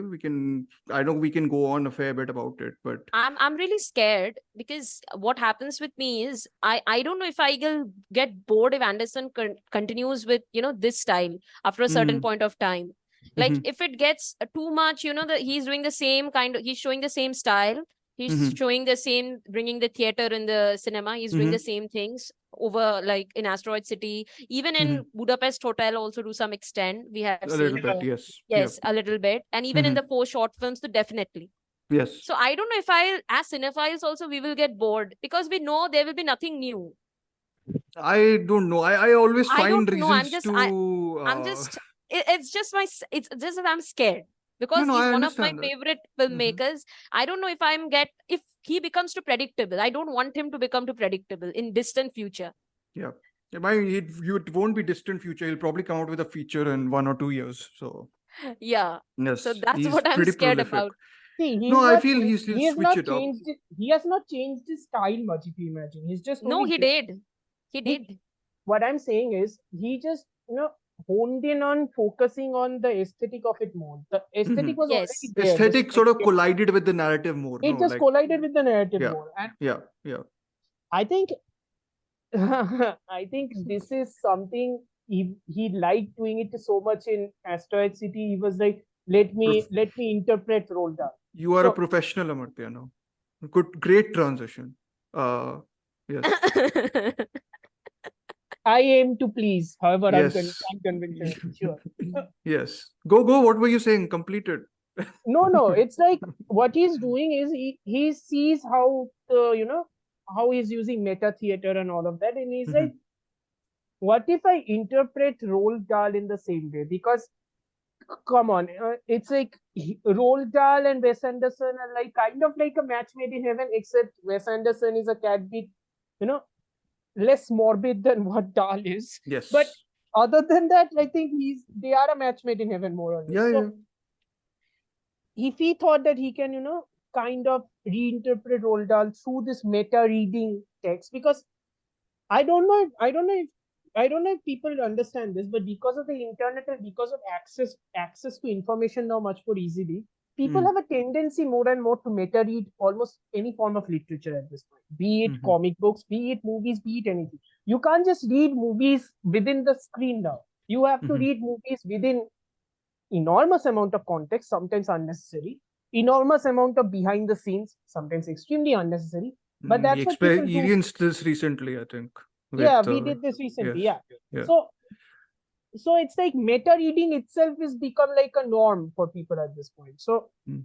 I think Wes Anderson himself took it upon himself to shift the table, and he's like, let me meta film this entire concept. Yeah. Why not? Yeah. So we are first talking about the wonderful story of Henry Sugar, which is the only actually Netflix shorts story that Netflix has publicized even a bit. The other three, it's not They publicized sent at it all. to the festival, right? This is the one they sent to the Venice Venice. Film It Venice. premiered at Yeah. Yes, Venice. yes. Yeah. Premiered in Yeah, Venice Film this is Festival. the only one though. The other three, literally, you have to like dig through apparently to like find on Netflix also. So which I'm I like, didn't even know. I didn't even know how they were. The three were not even You all promoted tell by me, like, the how did you like? reviewers and internet. yeah, Yeah. yeah, I didn't even know how they were getting released. Right? I was confused. yeah. How They I they had was a seeing stag. Dhruv's story on Instagram and watching because I don't know. Okay, what okay. You should have told me. I would have told you which where they I was are. seeing his review. And anyways, Amartya used to send me like at 4 a.m. Yes. only. He used to finish watching. He used Yeah. to send me his letterbox reviews at 4 Yeah. a.m. I'm like, okay, this got released. I have watched it until this now. I will watch it. Yeah, but this I is used to this is tell a him. bad. I think there's a bad practice. I mean, come on, Netflix. It's Wes Honestly. Anderson. People will watch it. It's not Terrence Malick. Come on, get your No, I priorities think right. no, but I think you're still. I think blaming Netflix on marketing is like again blaming Ah. filmmakers for copying stuff. They Yes, don't know how yes. to market. So let's not go on. Amazing. Okay, Yeah. so Wow. yes. What an analogy. Love this But analogy. Yeah. so yeah, we'll be talking. I think mainly about the wonderful story Like, of I Henry want Sugar. to know from three of you, what do you think of the character of Henry Sugar? Like, how do you interpret the character? We will begin with Shashwat, then I will go, then Amartya will go. Okay. Please put me at last. I would like to feel what it's like to be put at last. Okay. Okay. Continue. Shashwat, go ahead. Yeah. So, first things first, one of the most adorable films of the year, and I have I've already told that to Dhruv that I'm breaking the chain. It not being a feature film, I'm Yes. adding it to the best Favorites films of list. the year list. Mm-hmm. Yeah, Mm-hmm. favorites list. And this with someone who is an auteur like Wes Anderson, who is so established, it with her defined style and texture, then he deviates from a source material a bit. He revises it his own way. Is something like anyone who does that with any source material, any novel, Yes, of any course, of course. story. Mm-hmm. Yeah. Uh, We but are getting into that he- minefield. Yes, yeah, yes. Because yeah, it's Exactly. that's the whole thing. I think with that's the reason I feel this is fascinating. Like the whole yeah. all Yes. four shots are, Yes. Yes. yeah. And here we get something exactly the opposite. Yeah. We are getting something that after seeing it, you don't even have to read Yes. the It source is Which we so should material. faithful. It is discuss. so faithful. It is so Yeah, faithful. It is Just almost like too an faithful. audiobook. It is Yeah, yeah. just like an audiobook. Yes. yeah. That Sometimes is what I. yeah, sometimes to Yeah. its detriment, honestly. Yes. Yeah. Yeah. So, for someone who is as formally sticking to his, aesthetic as Wes Anderson, he is literally, inviting the concept of just like we had audiobooks, here we have video books Yes. before Yes. you. You don't Yes. even have to Yes. visualize things. Yeah. Everything has been served on that Yes. Yeah. platter. Mhm. So, and then there's this, Henry Sugar is one character that I really am processing right now also. But here comes this one film which does not look down on, something like spiritual transformation, which is played for horror or played for satire or criticism Mm. otherwise by, radical filmmakers. Here he doesn't look down on spiritual transformation, right? He, respects it, Oh, he approaches it with, proper you belief know, in magic stuff, fantasy, yeah, proper belief yeah. in it almost. Yeah. Sorry. And there's this, I'll come to that later when we discuss Poison. Mhm. But he has this comment on Indian servitude. I mean, there's this indirect comment on the by setting. Of course, it's the story as it is the film, but this colonial in the colonial era, we have Imdad Khan as this and Henry Sugar as the colonizer, and Imdad Essentially. Khan as the colonized. So it's that experience itself.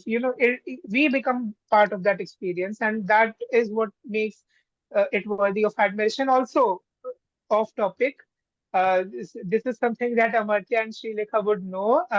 Richard Ayer plays the yogi, and he looks very much like Loknath. He was an 18th, Yes. 18th Yes. century priest Yes. Yes. from Yes. Yes. Bengal. And Yes. I think yeah, it is Yes. very and intentional. Yes. Is yeah, this a Yes. it Satyajit is Ray very intense. reference in this or No, no? no, No, no, no, no, no, no. no, no, no, no. This is some in our like there is some, He was a monk. sage.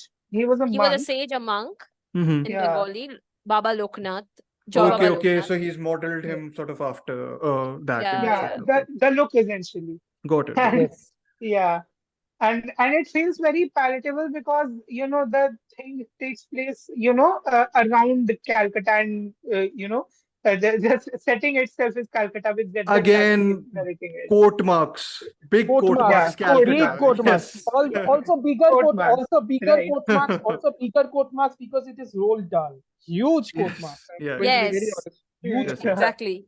Yeah. Yeah. Exactly. But So so what Shashwat said, actually you brought up an interesting point, and I'm actually conflicted about this whole thing about the whole I am colonialist. conflicted a bit about the spiritual transformation, which he said. yeah, Yeah. yeah, Not about the way it's shown, but the character of Henry Sugar actually is using it for his own benefits. The Mm-hmm. spiritual transformation which is undergoing, he's Mm-hmm. doing it because he can steal from the casinos.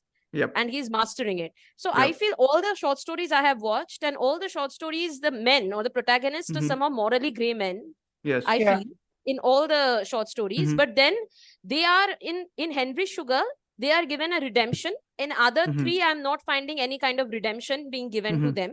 They are left yeah, the way they are.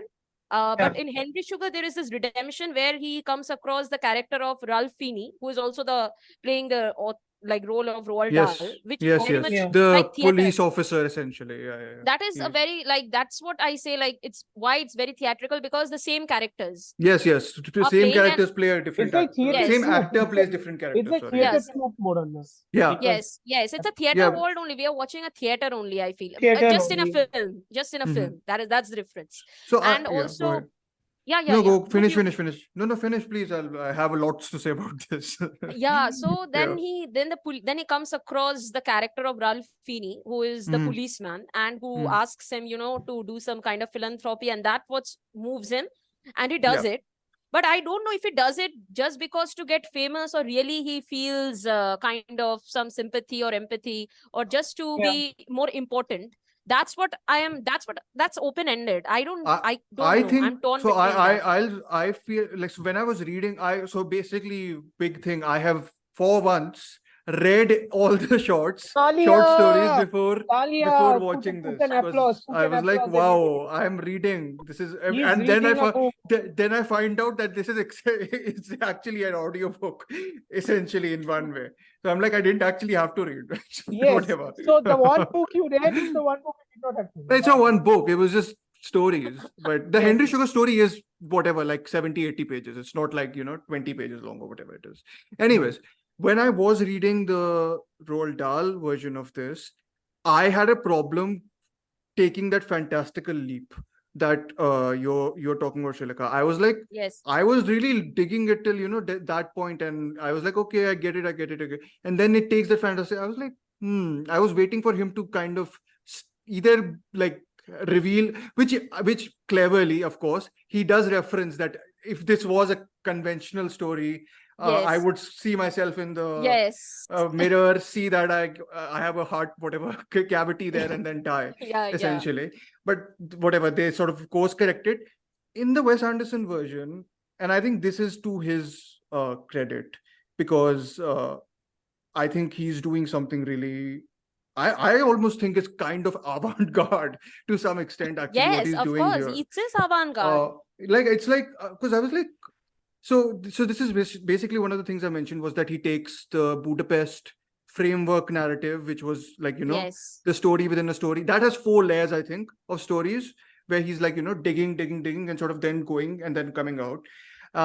In this, there's 5 or 4, I don't know, 5. I've put 5 essentially. So there's Wes adapting Dahl, of course. There's Dahl telling the story of Zez's Chatterjee. of Henry Sugar. Dahl is telling the story of Yes, Henry of Sugar. Henry Sugar is Sugar telling the story of yes, ZZ Chatterjee. ZZ Chatterjee. Chatterjee is telling the story word for word of Imdad Khan. Khan. Imdad Khan Yes. tells his own story with a brief interlude that has the yogi he communicates him also tell a story. So essentially, it's that whatever Matryoshka doll of, it's Russian like doll. Yeah. Russian doll thingy. Essentially, you kind of like keep on opening the thing, and you kind of, there's infinite numbers of layers and layers and layers. So I think what his approach though does, like his really theatrical approach does, is kind of just, he is perfectly adapting something, but his aesthetic emphasizes all the imperfections. And I think that kind of gets at the heart of what makes Henry Sugar work for me, because it's not about Henry Sugar for me. It's It about is about Anderson. storytelling. No, it's about it's- storytelling. Yeah. It's about him commenting on the storytelling and commenting on artifice itself, because he's Yeah, like and storytelling and consumption, I think, both of them. more of Yeah. yes. Because Yeah. putting it as an audiobook is like him also commenting on audiobook itself. It's like him stating, okay, this is a medium we have. Mhm. I don't agree with it, or I agree with it. Doesn't matter. This is a medium we have. You can read a book, or you can watch a movie. It's like he's commenting on people, people who don't like to read, people who comment, movie to aa jayega, dekh lenge. He's basically commenting to that section of the audience. Yeah. ऐसा ही अगर lazy हो, ये देख लो. Book है, movie है, दोनों ही देख लो. Book पढ़ना नहीं पड़ेगा. Yeah. No, but I feel Kind of that only. I feel whatever the sort of aesthetic he runs within all 4 of the film. I think I mentioned this to Amartya also. I was like, I feel this is the film for which this aesthetic was made only. Like this And was the also the central yeah. way text. the background was shifting, it's Yeah, just yeah, like a stage. Not even, Yeah, not It's even just like shift- a stage, not you even know. shifting. He's not even focusing on the perfecting of it. yes. He's No, like showing he's the not. mistakes. Yeah, He's Yes, showing, it is. he's showing all of that. That's and I what think makes it more It's real. like an unbroken rehearsal is going on, yes, right? yes. Yes, Yes, exactly. And exactly. the interesting thing is, just to build on this point, that the unbroken rehearsal in some parts, at least from the actors' parts, feels like it's like already rehearsed 4 or 5 times. Yeah. But the director Yes. seems like he's not rehearsed anything. So it's like, Yes. that again, Yes. really strange He's not quite combination. sure. Yeah, Yeah, the exactly. hilarious bit is when Ben Kingsley's character is stating, how he came and he's been prepared, and in the background the tiger comes. The tiger suddenly Tiger realizes, comes, yes. oh, he's not Yeah. supposed to be here, and he goes back. He's supposed to be hiding. So I think, yeah, Yes, like he's all those supposed to be touches, hiding. I think are like just wonderful. I feel, I think, Also, go ahead. yeah, sorry. yeah. No, go ahead. No, so I think one of the things which I watched it twice, right? Because I was like, there was a lot of stuff and I had to write about it also. So I was like, let me watch it twice. There's, I'll get lost in the maze of the narratives and all. What time So, has your husband? I have a lot of time, yes. Yes. But there's essentially, when Roald Dahl is writing the story, he says in the beginning, and then finally one starts. It's usually a few corrections needed, so it's that Yes. sort of it's that approach again extended to the whole Yes. film. Like it's like Yep. it's kind of beginning stopping, and it's like that it's like very surreal almost in a weird way. Like it's like because it's there's no continuous movement. Of course, there's disruptions and mistakes and everything, and I think Dev Patel's neck turning in this is astonishing, essentially, Yeah. which is a weird Like thing to say, this, but like this. but every 2 seconds, like The I was best part is- astonished The best how part many is times he he went does down. this. He went down the stairs. He suddenly Yeah. flips his head back and he Pull it back and Yes. Yeah. Yeah. that is well. I think Dev Patel is actually, I've gone from a position of like really not liking him in the sort of Slumdog, Best Exotic Marigold sort of roles, and I started really liking Modern him in whatever. Love. I've I not love seen. The Green Knight phase of No, his. no, I've not liked him in the That is good basically one. when he's doing That's a Indian, good one. when he's imitating the Indian accent badly, essentially is my thing, or Yes. stereotypically. I don't enjoy him, but he's a very good Wes Anderson actor actually. I think Yes. he really gets the tempo of it really well. But yeah, like I mean, again, so I think my basic thing with this is the whole idea that this operates as sort of half play, half reality, half I loved Yeah. it. The play elements, like Mhm. like the way I was sure that he wants to bring the theater was Mhm. because in the Ratcatcher, like in the Yeah, second one, Ratcatcher, the yes. third one was the Ratcatcher. Third one was Ratcatcher. Third Second one was is Ratcatcher. yes. Mhm. In the Ratcatcher, there was this description of how the Ratcatcher is eating the rat, and then blood is coming out of his mouth, and then he's kind of holding the rat. So none of it's shown. In the play also, when you go to see a play, if it has Yeah. been a film, it could have been Mhm. visually being shown in all the Mhm. films. There's so much Yeah. of gore and violence being shown in films. But here, it's not being shown, it's being acted. So in the Yes. acting also, they're acting. So that just blew my mind. Yeah, Like, yeah. they We'll are get to that. We'll get to that specific element of the rat catcher because I think that's the USP essentially of that shot. Like that, like the Yes. decision to not like show he's the violence. holding the rat like Yeah. this, and then just Yes. blood is being shown in the mouth of Ralph He Fiennes spits at out the end. blood. Yeah, that's it. Is it Yeah, he blood or spits is out it the blood. Is it Is blood it or licorice? Yes. Yeah. Yeah, You Anyways, decide. but for later. that but that is any also left to our yeah. interpretation. Other thoughts, guys, on Henry Sugar then? Because I can basically go And on also, about there's for this a long time. ambiguous in So the identity. Henry Sugar's name, the Oh, yes. ambiguity in the identity. of course, We don't know if his name is Mhm. Henry Sugar. yes. So that kinds of redefines again the ambiguous take of Anderson. Artifice again, artifice Artifice and all again, that. artifice. He's This commenting on whole, I artifice think again. it's basically like whatever his preoccupation with nested narratives is, he's like slapped all of it on the aesthetic here. It's the same thing we talked about, right, Dhruv, in our Rashomon ka discussion. It's Huh. like so many layers. Yeah. within the- Kurosawa. Uh-huh. Yeah, Kurosawa. Within the telling the story and then somebody else interpreting that story. There is always Different always layers. perspectives. Yeah. There are Even in perspectives and Pirandello's then there's play. layers within the perspectives because the Yeah. ultimate truth Yep. can never completely coincide. It's kind of like the same thing here also. Bunnellian Yeah. too. If you watch Bunnell's The Discreet Charm of Bourgeoisie, there also Yeah. you will see like Oh, you watched it? Yes. No, no, watch. I'm saying it's great that someone has watched it, because otherwise I feel like the nomad here. But yes, discrete charm of So, bourgeoisie, everything he makes is quite amazing, by the way. So yes, yeah. watch Bunu. They're also, people are waking up from different dreams. Like Yeah. in Rosamond, there are different perspectives, and there the people are waking up. They're having different dreams, and then they're Yeah. coming back to life, and they're seeing that no, it's a reality. So the shifting.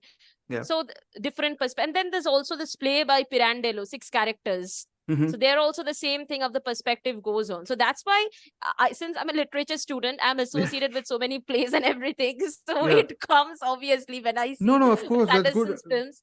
Yeah, So yeah, he integrates absolutely. a lot of literature in his films, and I love him because of that.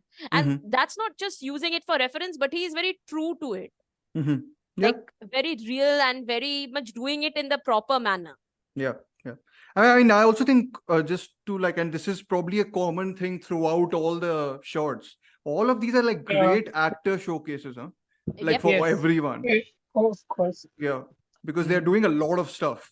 Cumberbatch is Works the as a newest show addition. reel for everybody. Yeah.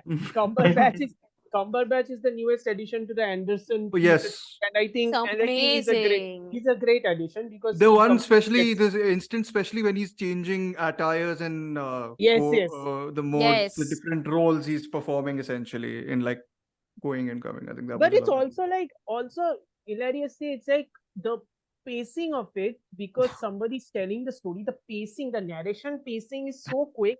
It's almost like Yes. the production itself is like chasing behind the narration. Yeah.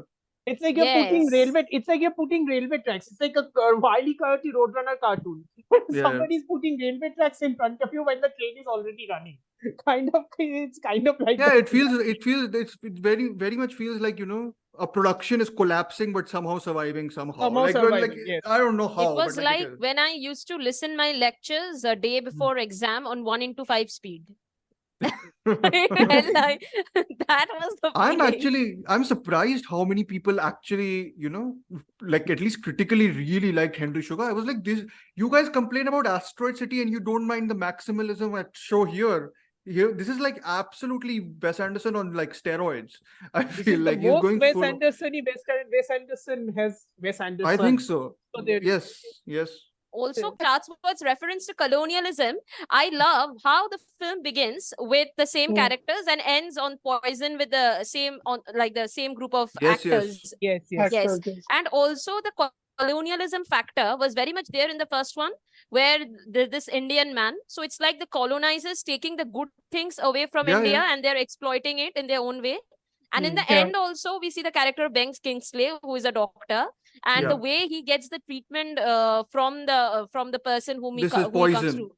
This is Yes, Poison, in, yeah. this is Poison. Yeah. And the way he is being treated, it shows how colonizers treat the colonized in Indians, like Yeah. the way they are mistreated or ill-treated. If So only that Netflix aspect, anthologists knew how to arrange their episodes like the way Wes Anderson released his shorts, he would have been so happy at this point. Yeah, but okay, so I just want to I'll caveat this a little bit and then we'll go to briefly go to all the other three. I think we've kind of referenced them, but we'll sort of go with all of them also. But Put just I them wanted into to say, perspective. yeah, but I think Yeah. what the colonialist aspect, at least in Henry Sugar, for me is a bit wishy-washy. Like I think it's so high on like construction and artifice that all the colonialist aspect kind of just falls apart for me. I think you can even critique that there is a sense of exoticism also.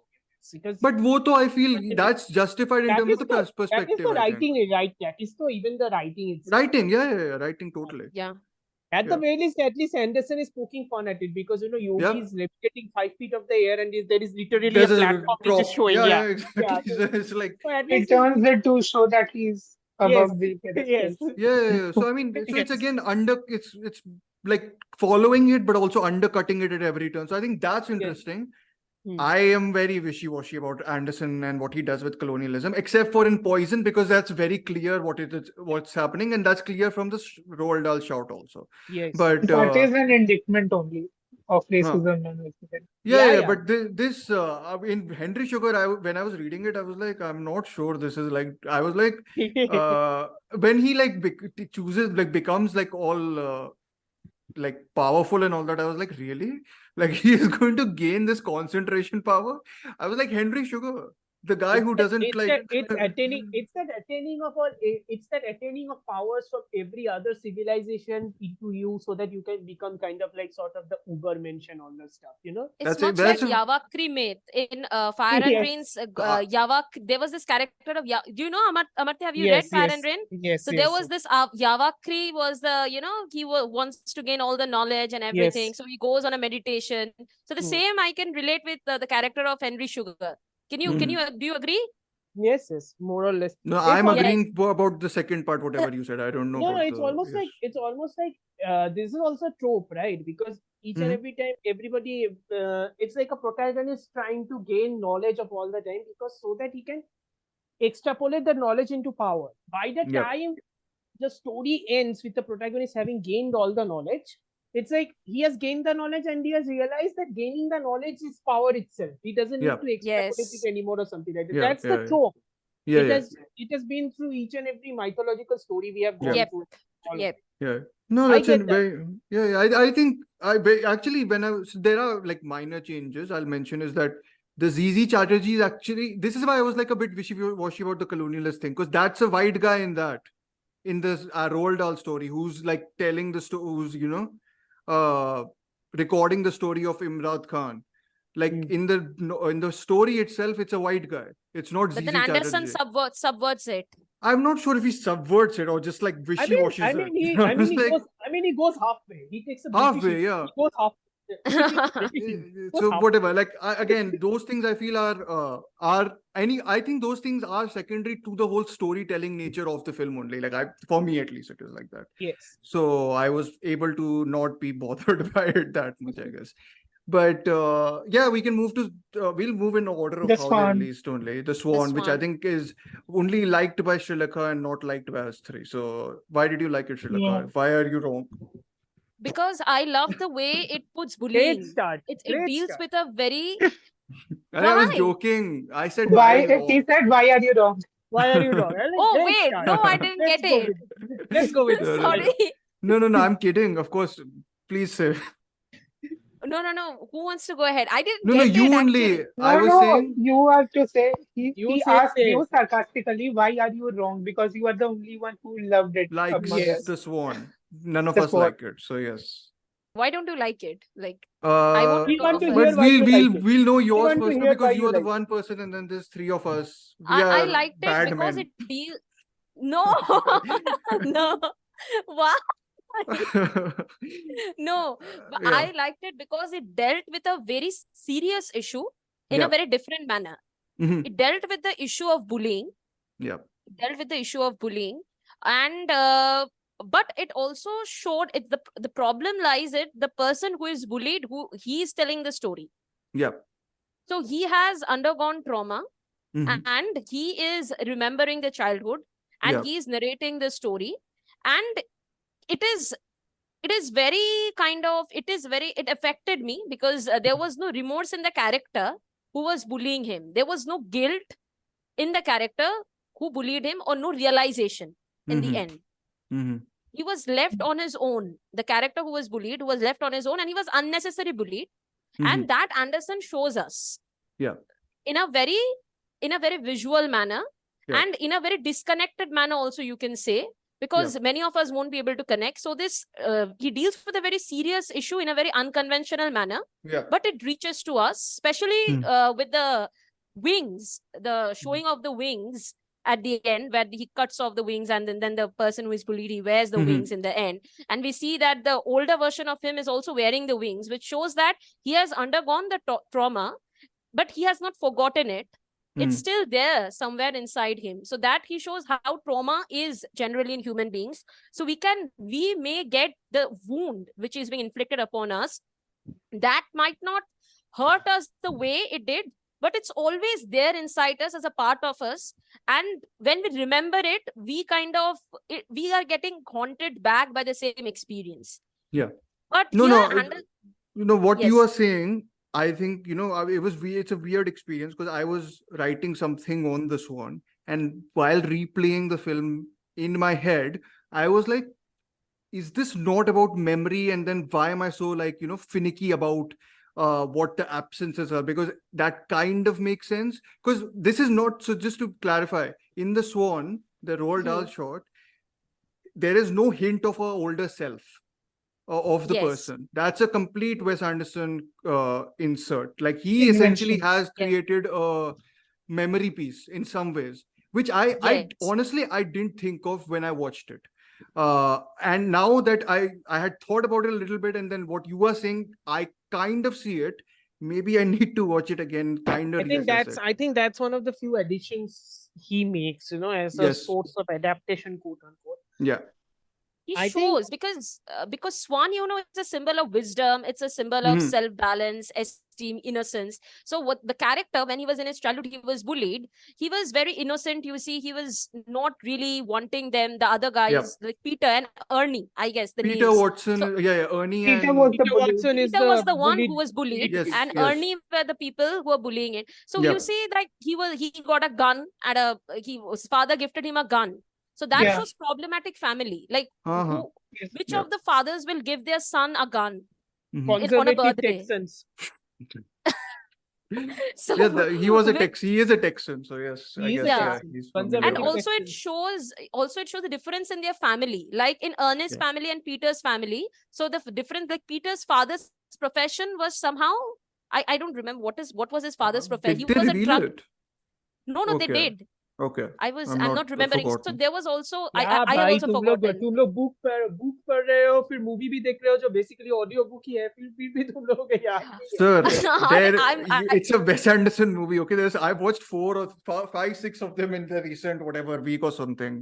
Plus, I've been watching Jafar Panahi. My head is essentially. Your head is essentially esoteric. I'm totally lost. I'm totally lost. I need to watch like stupid shit now for a week or something. Any Attlee film. watch Kani cha. Okay, Any okay, Attlee entertainment yeah. film. Jawan, there Jawan. Oh God. So what I was telling, like, they have differences. So the difference in the family of Peter and Ernie is also shown. So that also reflects how they have been born and brought up. Yeah. So while Peter is a very soft spoken, he's empathetic, he's sympathetic, he has understanding, he's innocent. Ernie, the way he is, it's also because of his family. Well, he isn't. Because I think that's the big thing also. There is no Which Ernie one? essentially. Like there is no Ernie in the Wes Anderson film. Like there's only one shot you get of him from a distance. But Yeah. the entire film is essentially Rupert Friend, right? Playing Yes. all the characters in a one sense. But they all come together in the end, where Rupert Friend in one frame. No, Ernie, it's his Peter, mom and it's his the mom, bully- no. The bully is never shown. Bullies are not shown, I feel. Bullies are But not especially committing the acts of bullying. And I It's think shown that- how he's going through. Yes. Yes, And yes. I Like think- how he's But the going through, actual it's people shown. aren't shown. No, the and two actual people. people aren't shown. Yeah, Hmm. and I But think the it's perspective just the here is- narration. Mhm. Yeah. And I think Yeah, the Amartya. perspective, and I think the perspective here is, like you said, the memory aspect. Yeah. Because Yes. it feels very much like trauma recollection in a way, right? Mhm. So And it's that- there. Yeah, The and it's thing there. he shows, like the wings, which Yes, the yes. the older version is also wearing. So it shows that it never goes away. It's Which is still why there. when the jump finally occurs, the person Yes. who we see has been injured isn't the younger version; it's the older Yes. version. Older version. Yes, Mhm. yes, because it's there somewhere in him. I Once feel. you have you and I guess me myself have convinced myself that I need to maybe revisit this because because I don't know They're when doing a lot nowadays. when I watched this one I was like I just never maybe the memory aspect sort of slipped by my head at that time. Don't worry, But it it- slipped by my head also. Yeah, so I was like Talk about to me. what Am I is the one who just connected with it? I don't know. No. I think- Some I think people so, have yeah. connected. I think the least liked, at least on Letterboxd, is the Ratcatcher. People have liked this one. But but what you're saying totally fits. But because when I was watching it and sort of had the experience the first time, I was like, what is Wes Anderson doing with this many absences in this film? Because maybe I was also I was colored too much by having read the novel and the short, Yeah. sorry. And it's genuinely distressing and horrifying. Like Yes. reading the Yes. text, I messaged, I think, Amartya, I was like, Dahl is writing this for children. Like, really? They'll get Children traumatized were, after they read children were this. tough then. Children were tough then. Whatever, this was Also- really violent. Like, they describe acts of shooting. He describes acts of shooting. He No, describes the detailed way. tendon But cutting. Anderson doesn't shows any of it. Yeah, He yeah. never shows Mhm. how he's bullied. He And just that's shows my the big, and aftermath. that's my He, big he issue. doesn't even show the whole flying thing that Yeah, yeah, happened.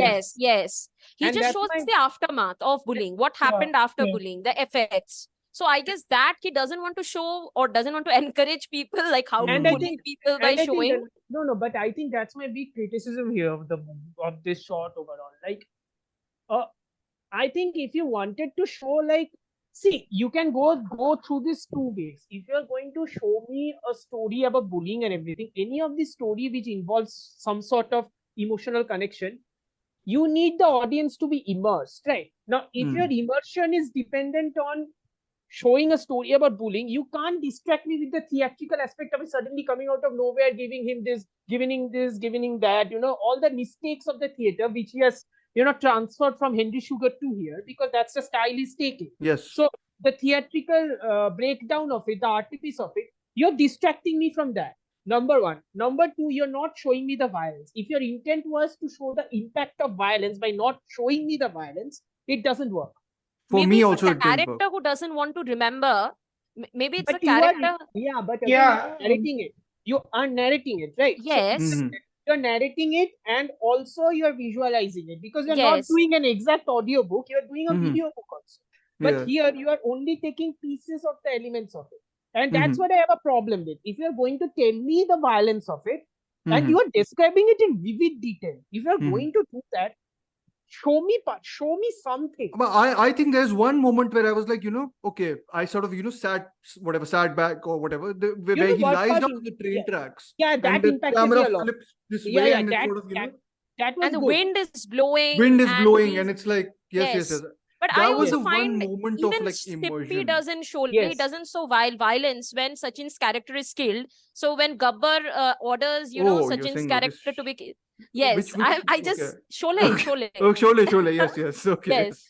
So when Sachin's character was Anderson kind to of Sippy, Anderson to Ramesh Sippy. Love it. no, I was just Okay. giving the example. Like in Sholay, there was this certain scene, and in Yeah. Sholay, why the film worked, because it didn't show violence or gore in the manner actually the film is about. Because in that scene where Sachin's character was ordered to be killed, and Gabbar Singh showed like only by killing a mosquito in his hand that you have to kill the character.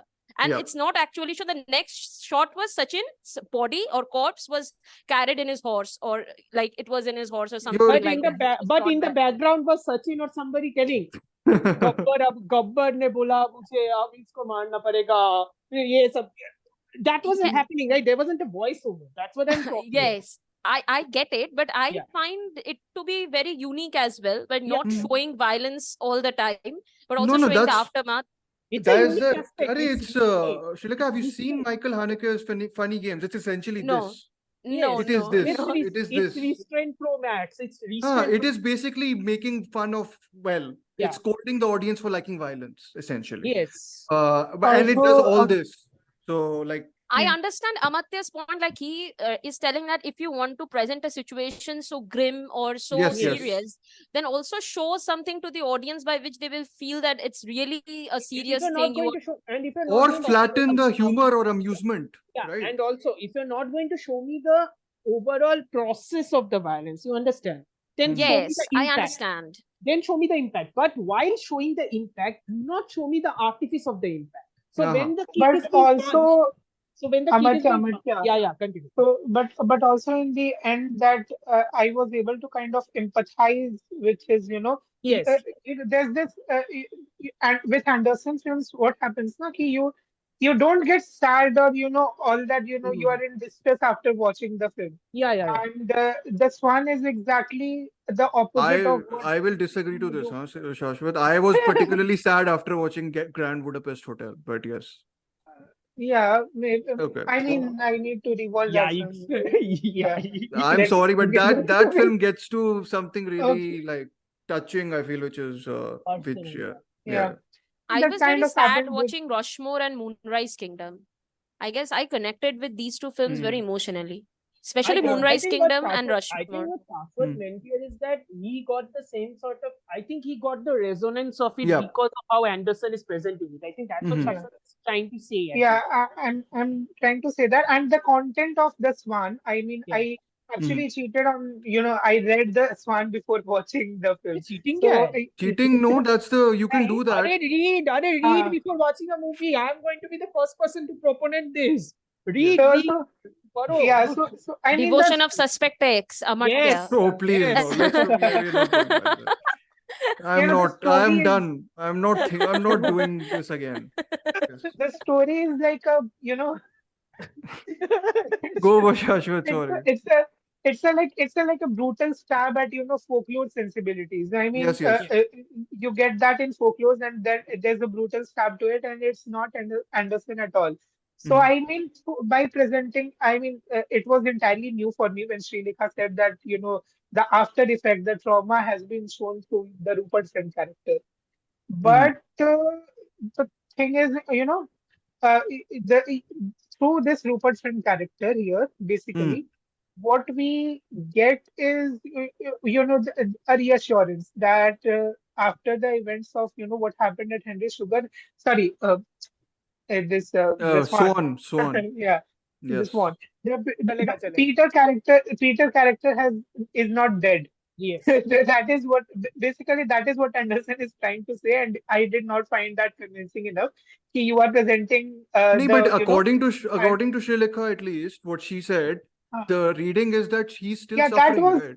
that is a that interpretation. Like I said, That is a good new to interpretation, me. honestly. That Yeah. is sufficient enough for you to recontextualize the I entire will story, rewatch, very honestly. but Yeah. I still think what Amartya you were saying about the artifice is Yeah. a little bit of a problem. The in this artifice film. is a problem here. That is Also, it is so out there because Yes. this is the film about the swan, and the aesthetic is totally you change it. It is pristine white Yes, from the Yes. beginning to the end, just to like imitate the the central animal that in question of in the title. It's like the theatrical troupe is the most sasta becha theatrical troupe है जिसको Yeah, जिसको yeah, like number one जो idea आता है Hollywood वही say no to everyone said no to Wes Anderson except for Rupert Friend, which of course you can see he's friendly and all that and whatever. and he's How long really have you been waiting to make that joke? I wanted to time it better, but fine. Okay. But anyways, Rupert, matlab, in the end, I have to say that Rupert Friend is wonderful in this. He's so In good. the way he He's imitates so the good. bullies. Yeah. You know, I It mean, has this but I do small genuinely purpose. think this is the case for me, at least, of reading it and expecting something, and Yes. then not actually clicking with what Anderson It might didn't have live up actually to done. that mind frame. No, but And- when I was reading the short story, it was genuinely, I was like discomforted. I was like, why am I? This felt like funny No, games, but which it's is like my it's reference like when point. So. Dahl it's like when Dahl is describing the violence in that vivid of a detail. Yeah. How much he's being tied. And he's tied on and he's tied on the upfront table. about it. It's not like Yes, yes. he's hiding his details or whatever, right? So There is no twisting of your Filter. words or something too. Yeah, Hmm. there is no filter here. yeah. None of it. Which is what I think makes the magical impact of the ending stand out in that. And in this, I guess what Srilekha is saying, that the magical, and that is kind of evident even for, I think, was when I saw it. I was like, really, Anderson, you decide to cut back to Roald Dahl at that moment in time? Yes. When the magic moment is happening? I was like, have you just flipped the magic and the real in this in a very unsatisfying way? I don't know. But thank you, Srilekha. I think Yes, thank I you, will be Srilekha. You rewatching. gave us recontextualization. Thank you. I We will will be rewatch rewatching. it. And if I Rewatching. like We are it more, I definitely will tell you rewatching it. also. Yes, we will rewatch this short. Yes. All My because pleasure. we will rewatch it also because it's 17 minutes. So yes, Yes. that's the big. My तो pleasure. उतना Big time है start. हम लोगों को. Yes. Okay. Speed run, guys, through Ratcatcher and Poison, which I think all of us like more. I Yes. like significantly, I feel. I So- liked Ratcatcher the less of all the stories. Okay. Interesting. I clicked with it. I think it worked. The aesthetic worked pretty well with what he was going for. Yeah, Like, I also really enjoyed it. I mean, what he does not achieve with the Swan, he achieves it with the Rat that's Catcher kind of pretty my much. thing. Kind of my thing here also. Yeah. Yeah. Enlighten me on that. I want to know. It's like So go ahead. no, go ahead. It's fine. No. You need to what? I can't ramble all the time, so you guys ramble. Okay, fine. Shashwat, you want to go or should I go? No, you go after. Okay. After you. So I think what his aesthetic, what Amartya was saying, that bothered us at least about the Swan in the way we were watching it, in terms of the artifice being a like impediment to our Hindrance. engagement and to get like the emotional impact of the bullying and everything. I feel Ratcatcher is essentially about essentially about people enjoying, or us spectators enjoying, sick sensation, the six quote unquote sick sensation. That's something that's said, and us being in that privileged position where we can laugh at, and we can be like slightly horrified but laugh at the person who's ridiculous and this like a showman almost, and then like recoil when he actually commits his act of violence in a sense. And I feel the absences here actually complement what he's trying to say through the story really well. So essentially, we don't see the violence. I think It's the made balance theatrical. Yes, I think exactly. the balance here is, I That think was the very balance much is in more important. Ratcatcher. Yes. The balance is more important here because it's like Yep. half immersion, half artifice. It's like the Uh-huh. balance is very much clear here. And that's I what- mean, I like how everyone slightly goes and becomes the rat at one point, which is kind of the Yes. point. I think. Yes. Yeah. Yes. I mean, Yes. the moment it shifted to Ray finds the stop motion rat I was like, wow, I did not expect that to I happen. was jarred for a second. I was like, okay, we are doing this here. Good. No, Yeah. but I think it was because the author himself described the rat. Yes, catcher to look rat-like. like a Yes, large rat. rat like, yeah. So, But So that's the catcher thing. was a rat because otherwise it was described the catcher was also like a rat. Otherwise, he won't be able to catch rats. But that's the what thing. was- yeah. Yes. Yes. But that's, I think I think the finger pointed is not at him, but at us and the narrator, the Yes. two other people, Yep. right? And that's, I think, amplified more because of his aesthetic. Because while reading it, it very much comes across only in the end that he's flipping the finger to us, basically giving us the middle finger, if you want to like. Also, I have this wild conspiracy theory about who the rat catcher really stands for, but like that's okay. Please Please. enlighten. Enlighten.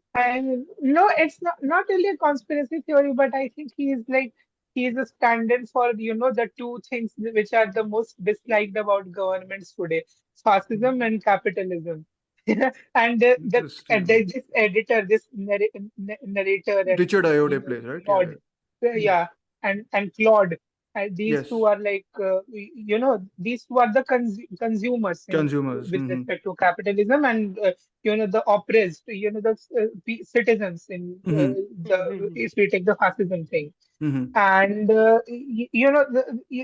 this rat catcher is showing his antics, like what he can unleash, like the system can unleash, and how it takes, how the citizens are bespectacled. I mean, they know that it's morally wrong to partake in it, but they anyways do because there is no choice. They are left with. I feel it's more, but I actually think it's more about actually the what you're saying, like it's more about the consumers than actually the person Yeah, committing the violence, because there is none of the violence, violence and I really love So the rats are Again, it's basically not the shown. consumers who are oppressed. The rat represents the consumers, right? Consumers, yeah. Okay, I get it. That's a very interesting perspective. Thank you. And Yeah. I mean, Shashwat. it's more like it also kind of connects because obviously there is stop motion. It also kind of connects to Fantastic Mr. Fox also because I was And even waiting to for I someone Love to bring Dogs. that up. Even Yes. to Yeah, I Love that's- Dogs as well. Yeah. that's the whole point, right? It's gentrification. It's class allegory. Yep. Class Yep, allegory. exactly. Class allegory and Yeah, how all of divisions in our rehabilitation. society. Yeah, rehabilitation of the people who can't afford Yep. gentrification and everything. Yep. And like Absolutely. Fantastic Mr. Fox's ending is also quite bittersweet because it's like, okay, you won, but did you really win? The Yes.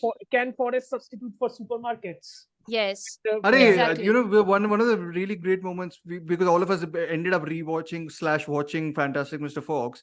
I love that he's like, Yeah. we'll set up a real estate thing in our Yes. in our underground society. I was Yeah, like, in wow, another, man, like and you it, and really, you're like, oh wow, the tendril fishing bit yes, here also. So you have not actually yeah, won. yeah. You have just No, the class compromised. alert. So you are Yeah, like in the Fantastic Mr. Fox, the ending is basically the characters have basically survived. Like it's not even yes, Survived. winning.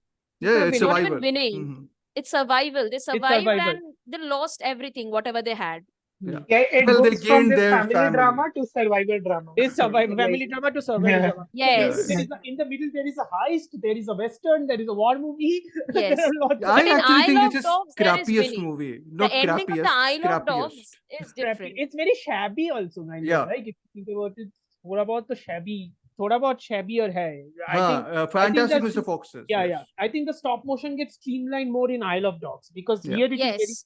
shabby. Yeah, Yes. Yes. But Back to anyway, the rat catcher, back guys. to the rat catcher. This stop We motion is very smooth.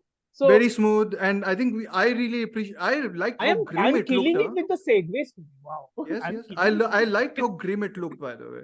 Yeah. Like throughout, like it was very like dark colors and like whatever Yeah. it was. The use Yeah, of yeah. brown and dull Brown. colors were there. Mhm. Yes. Yeah, and Ray Fiennes is always a delight. I feel like he's like a Yes. go-to for me. But the So best part I liked is when Rupert Friend turned into the rat. Like, yes, I was about to say the Yes. montage of them Genius. fighting like is Yes. fantastically well done. Like, all those Yes. canted Genius. angles, when you Yes. know, canted angles actually a good thing when filmmakers know how to use them.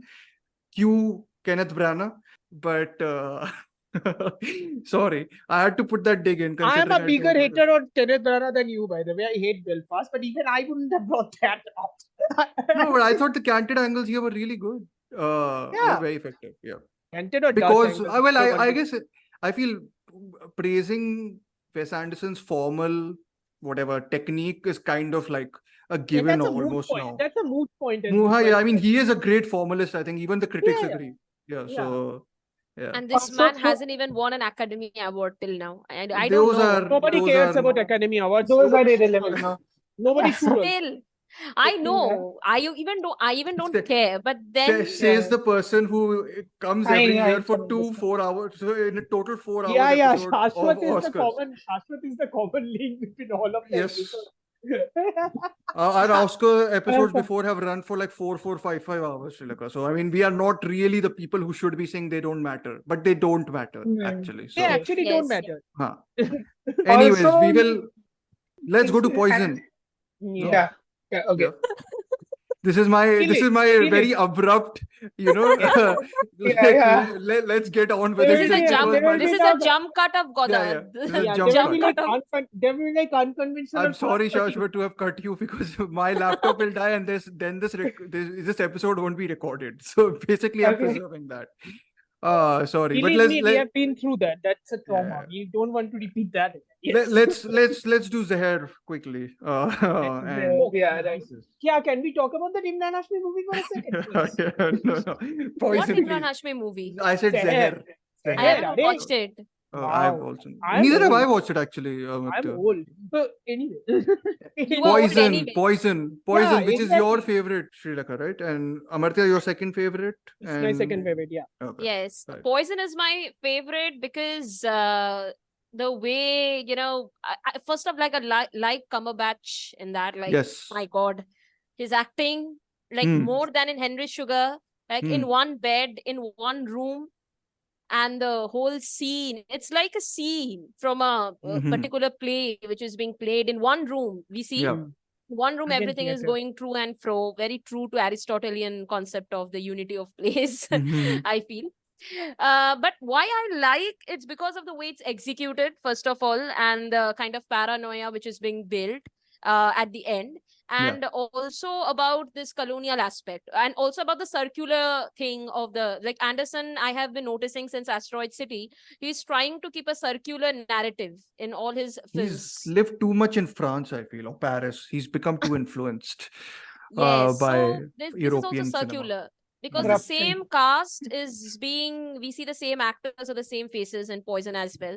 Hmm. And the play of the human psyche, the anxiety which is being portrayed with the sweat and Yes. the coming of the way all the characters are kind of immersed into this with their brilliant acting.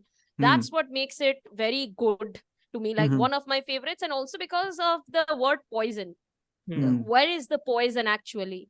So is it to be very honest, where is the snake? Yes. No. There Yes. is no We snake. are the snake. is no Actually, snake, exactly. we are We are the humans snake. are the snake. We are Yeah. only the Right, snake, and we right. are only the poison. Yes. The poison is inside us, and it is only us who can cure. Because at the end, when Dev Patel goes to Ben Kingsley and asks him like It's a if he superb is dialogue. cured, Superb. and superb. I don't recall the exact line. Can you like tell me the I exact think line? Dev Patel is basically. I really like the "I'm sorry" and then Ben Kingsley is like, "You can't be." No, you Yes. can't be.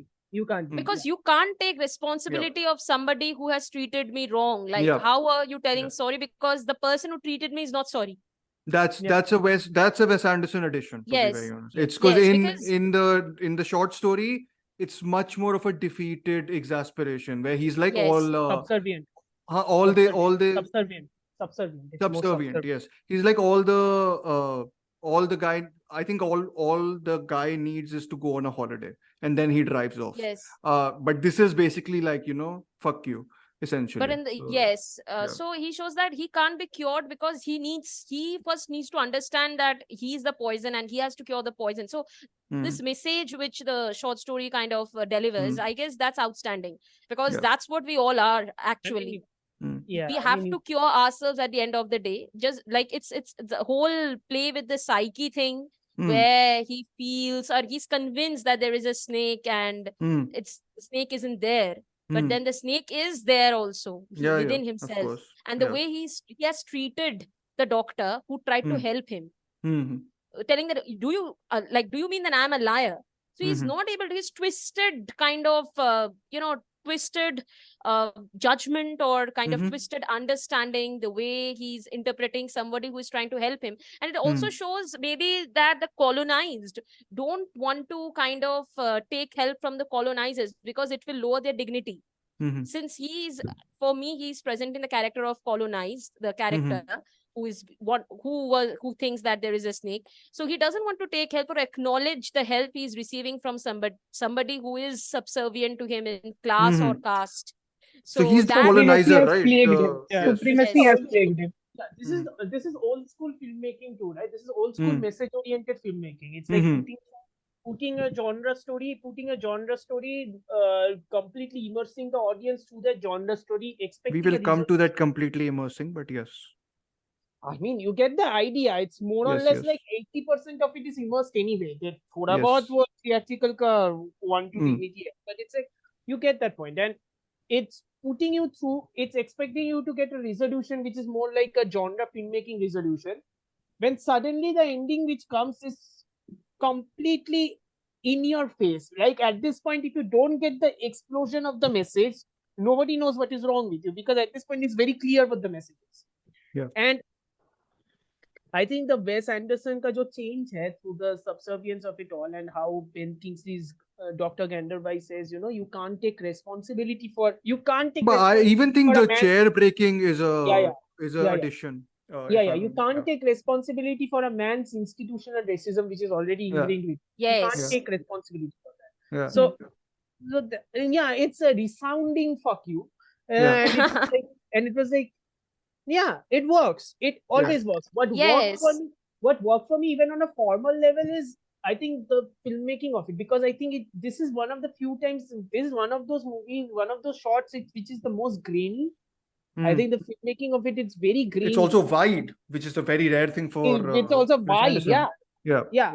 It's wide, which is rare for Anderson, but it's also wide because it is old school filmmaking. He's harkening back to a period of filmmaking which used to deal with old school. But also, I guess it's also just to do with the space, right? They're accommodating a lot of different rooms and different locations. But वो तो पहले भी था, right? Henry Sugar is also like doing that's that. true. But this is That's like true. In one room. This is in one room. This is in one Exactly. Well, yeah, because they don't show you That's when why he I goes and felt gets like the it's medicine like a also. scene from a play. Because in a and scene it's from more a like, play, and it goes it's on in more one like, stage. Yeah. wow, I can't believe I'm making this comparison. Forgive me for this comparison. But anyway, so it's like, Anybody remember The Hateful Eight from Quentin Tarantino?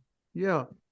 Yeah. Yeah. So that film was shot specifically in, I think, a very Yes. Vista specific Vision right? or whatever it was. I Vista forgot. Vision. Yeah. You No, don't not need Vista, that. but some other vision. You don't need that. Quentin You don't. Tarantino vision. Yeah, you don't Yes. need that aspect ratio, by the way. Okay, Yes, yes. in that movie. But why he did that though is because when you see the master shot of each of these Yes, scenes, yes. see all of the You can characters. see everyone there, no? You can see everyone, and that is a very Staging. old. Yeah, that's a very old school sort of filmmaking. When you are doing like say, like we had discussed the epic sort of filmmaking, in which you're like Yes. forcefully fitting the epic filmmaking scope of it. Mhm. So that's what he's harkening back to also, Mhm. which works, and that automatically immerses you more. And I appreciate the fact that he did not try to comment on the storytelling or make all those theatrical changes too much. He didn't try to do it too There's much. little. This is the least I think that's This is there. the Yes, least. yes, this is the Yeah. least, yes. He's immersing you into the suspense of it, which I very Yeah. much appreciate because it works. I will just voice my single complaint and then I will shut up because we don't have time. I still think this would work much better without the narration. I think Yes. it's a kind of a No, but clincher again, that I agree it would work better. there without is the a benefit to it also. Yes. Yes. There is a frantic frenzy, whatever, Yes, yes, because and he's the way telling it so speedily, and it's like the Yes. scenes are cut also with that speed. That's and why Dev it works. Patel is whispering a lot rather than shouting yes. his narration. So I think Yes. that's Very audiobook. Very audiobook. yeah. So that's effective. I still think there's a lot of action oriented stuff in this that would work absolutely beautifully with lesser words, because when the explosion at the end happens, that will be so much, it will feel even more shocking and whatever it is. So I think that's very much my complaint, because I'm generally I'm less core, less whatever, etc etc. I'm like, strip it down, especially I think this narrative deserves सब कुछ documentary style में भेज दो, please. सब कुछ documentary style this में one. भेज I What think you I can do. like about this, Yes. what I loved about this is from the adaptation from the book, the story of Dahl, the character of Dr. Gandabai is not very powerful. Like he is like he kind of is not shown having a voice actually. Yes. But here when Wes Anderson is adapting this, he is giving a voice to the colonized. So as Yes. Amartya says, he doesn't give two fucks in the end. Yeah. Like you have to, as he said, so like fuck you. Yeah. So that's what I like. Like he has a voice here. Yeah. No, Actually, that and all. I think that all is definitely something I like. One of the other formal touches I really like is the way he uses the fan, the sound of the Yes. fan, which basically Yes. becomes like a time ticking clock. Yes. Almost like it's like the way it rotates. Is Love sort of the fact that how the sound. camera is also moving exactly with the speed of the fan. Yes. It's like- And there's this really, really strange, like, quick editing at one point, which I can't for the life of me understand. Quick editing छोड़ो, वो handle cam would suddenly Oh yeah, the upper bend, handle upper cam bend, is also suddenly very jumps up, the camera suddenly becomes handle, and I'm like, yeah. nice, good Yeah. touch there. Oh wow, someone knows how to direct a film like that. Someone way. knows how to direct a film. Look at that. Wow. Anyways, Shashwat, last word from you, because I'm sorry, but my laptop is yes. You know that there are chargers. for that, right? There's a reason I don't get them, Amartya, so that we have a time limit for the episode. and so that he can edit it, I guess. Yes. Yeah. So yeah, no, summing this up pretty much the point at which we transitioned to Poison is that Wes Anderson is also basically guessing where Roald Dahl would put himself into the story. Via the casting of Ben Kingsley in the various stories, except of course the Swan, which again is one of the reasons why it did work for me, because you don't get a clear reference to where the author would put himself in the story. So same with the Rat Catcher, and same with it would be a little I still have mixed feelings about. Of course, there's clarity that the adaptation has been compelling most of the time, but there's also always this fleeting feeling that where is Anderson challenging that the fact that Dahl was in fact an anti-Semite, right? Yes. And Yes. so that is the one thing that for me, wrapping it up, that leaves quite the room for thought. That where is he putting that into the story, into the But I think film. that's been a slightly recurring complaint also. I remember Isle of Dogs had a narrative beat which was kind of white savory from Also, I what I have remember. one complaint, like regarding this colonialism and colonized thing, which he wanted to show. He could have Yeah. used, instead of Ben Kingsley, some another actor of the colonized origin. I Exactly. guess that could have made it more appropriate, because using an English actor, I The guess, quote unquote native. yes, quote-unquote native, yes. yes, that kind of makes it a bit less, like, makes it a You can bit trivial, I Less guess. convincing. you can extend this as a, I don't know if you want to, but you can extend this to, like, that character can only be white in some ways because he's acting in a privileged, like, it's a profession that Yes, belongs to someone who can't be sort of a native. So you can kind of extrapolate that to that point if you want to. yes. If you choose not to want to, that's perfectly also fine because that works. That's how. So, story I feel from Asteroid City till Poison, Anderson does his social commentary. Anderson always has a social commentary in his films. It's not just about the aesthetics or the asymmetrical cinematography, or he's adapting for literature. Amidst Whimsical everything, scores. I mean, there's no yes, score. Actually, very little scores in the shots. yes, There's like some choral beats in the Henry Sugar thing, but I think all the three have no score, if I'm not wrong. no, there's nothing. So yeah, Very okay. less. Mhm. So I think in all his films, despite whatever he does, like whatever he shows, whatever his style is, there's always there's always kind of a social commentary, a hidden social commentary, I guess, Get him. which we as who are cinephiles, like, we have to decode it, I feel, and we have to Keep talking. I will bring my charge. Thank you. which we have to kind of decode, and I guess we have to enlighten people who are not so much into digging into his films, because in Asteroid City also we see he embraces mystery, absurdism, and he shows us that's how life is. So if we can't comprehend life, and we can't comprehend whatever is going on around us every time. It's incomprehensible, and we have to deal with it. We have to deal with the existentialism, and the only way out, as Amartya said, is dealing with it. And then in Poison also we see that he shows this, like in all the 4 short films, he shows morally gray characters, but only in Henry Sugar he offers there's a redemption, but in the other 3 there's no redemption. Actually, the characters are left as they are. And it shows I guess we can connect. I don't actually like connect in that I can relate with the characters, but I can feel, or I can understand or get into their minds to some extent at the end, like what he wants to say, or what he wants to basically say about human nature, like how we are as human beings, his commentary on the nature and everything. Yeah, I guess I talk too much. Shashwat. No, you are Yeah. fine. Shashwat, any more thoughts? No, I wrapped it up. You wrapped it up. You became host for a second, huh? Nice. Yes. Somebody has to take over, na? Yes. I Please was take talking over. so much. Oh my god. I don't know You what did I say. realize what we are doing is called a podcast. People talk in a podcast. That's the I whole know, point of a podcast. but I talked No, I after the can be, 19th. I can be not, Dhruv. I can not be finicky and not edit it and just release it. I know a lot of people do that. I just can't get myself to like not edit out some of the stuff. Listen, I don't be like, pronounced Shashwat's name Dhruv needs a wrong. successor You at have to this edit point. it. I will what? edit it. yes. Who Listen, Dhruv needs a successor at this point. Yes. Listen, Arey, you we need need to hire an editor. To be honest, I'm listen, you going can't mad. be like the Bengali YouTubers who don't edit anything and then just release videos randomly. Don't even get there. Maybe Come on, we'll you do. know it's true. Come on, you know I it's know. yeah. Does I anybody know. watch Bengali YouTube videos Wait. here? We can wrap the Sometimes. episode up and then we'll do all this, huh? Because I just want to. Then ये सब भी काटना पड़ेगा मुझे episode में से. But Okay. yes. So guys, where did you end? Can you say that again? We ended at Poison, we ended at Asteroid City. Srilekha did a wonderful wrapping up of all of it. So now we can Okay. Thank you so much. Never mind. I'm gonna Yes. cut this out.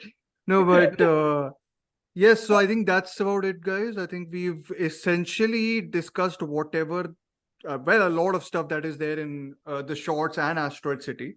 hopefully our listeners either like it more, like What? they're like Guys, these. listen.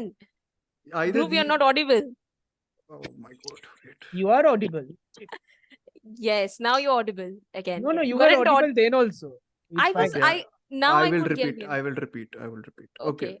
Okay. So yes, so I think that's all we have to talk about. I think we've discussed almost everything Wes Anderson related from 2023 at least. I think we covered a fair bit of his previous stuff also, and how his status is as an auteur in today's times. So I hope firstly you watch these films, like the listeners watch Asteroid City and the 4 short films. We will rewatch The Swan, thanks to Srilekha. Thanks, And- Shashwat. We will watch the. We will be watching. Yeah. Yep. And please tell us what for. I mean, I'll put out that poll as usual to see what wins it. As in, like, which is the best Wes Anderson film? Not best. Best is the wrong word. Favorite. So yes, I think that's it for today. I have lost my. Do we have other things to talk? Do we have other future topics to cover? Of course, we have. We are stacked essentially for the next month. His net is cracked up. I know. I don't know why. Sorry. Yeah, I stopped talking it's also. Okay now. Yeah, it's okay now. I thought I was checking my net connection whether I No, have mine's issues. gone Everyone a bit was at weird. one point. Oh, that's because of my thing only. I don't know why it's gone mad. Anyways, we are wrapping it up in any case, so it's okay. But yes, thank you so much for listening to this episode. Hope you liked whatever. Oh my God, why is this lagging so much? I hope you liked whatever we talked about. Please send in your questions, recommendations, especially for Halloween, because we are planning to talk about a couple of stuff. I've already gotten about 5 to 6 films, which is already a fair bit of homework, I feel. But we will get to them. The Exorcist is definitely being discussed, is essentially the plan. Other stuff we will see. And please follow our people, all of them here. On Instagram, I have their handles. Where is the paper? This is my fourth wall breaking moment. Behind the scenes. Exactly. This is the Wes Anderson artifice. Where did This my is paper Anderson. go? This is Yeah. actually Andersonian. Unplanned also that. So. Also, I feel like Anderson's adaptations of Dahl is more Andersonian than Dahlian. Like, it is Dahlian, but then as you said, the style over the substance. So Yes. it surpasses. It's more I have Andersonian. found it. Yes. Yay! Yeah. So you can follow Srilekha on Instagram at Mitra_Srilekha_. That's your handle, right? Okay. Yes. Other accounts ka description I'll put in the description. Other accounts ka description I'll put in the Other accounts ka description. description you will put in the Spotify description. We get Yes. it. No, Yeah. Okay. And you should join Letterboxd, Srilekha. It's addictive. How though, to so. I don't know how to do I couldn't use the app was not working properly. After the recording. Yes. Okay. But and then you can follow Amartya at Amartya25. He's pissed off at the world and he expresses it there. Yes. You can follow Very well, I Shash, might add. and here also, to be honest. Yes. And Shashwat, you can follow at Filmahole, but he prefers Letterboxd. I think that's his home for reviews, films, and everything. And you can follow me at Terminal Cinema. Amazing. At Terminal Cinema. Lovely. It's my account is so non-existent that I've forgotten how to pronounce it. Amazing. Also, Dhruv is behind the Queen is Dead for Film Podcast. I followed that already on Instagram. Yes. Oh, before yes. coming. Now I'm handling that. So He is it'll now be handling the account semi-dead. and he's doing a lovely job of it, as you can imagine. Who was handling that before? No one. I thought No one. So, it was dead. It was dead. So now Oh, he's okay. handling it, and as you can imagine, it's going splendidly. Yes. yes, I Queen can is see alive. you, Aryan. Queen is all- alive. Some of the cinephiles I follow, I should pay They're all Aryan there. to do all this. Huh? He's good at this, I feel. Aryan is really professional. I feel like Yeah, he's yeah. really good in the videos I see, the way he does his videos and everything. He's really if cool. we are going to praise Aryan after the record. I'll put this. He You should put feel the guilty for split not of being here. No? trivia SOS trivia that we will talk about the recording when the recording ends. Yes, Yes. yes. Okay, that is it. We are shutting up. It's a Khatam. wrap. Yeah. Wrap.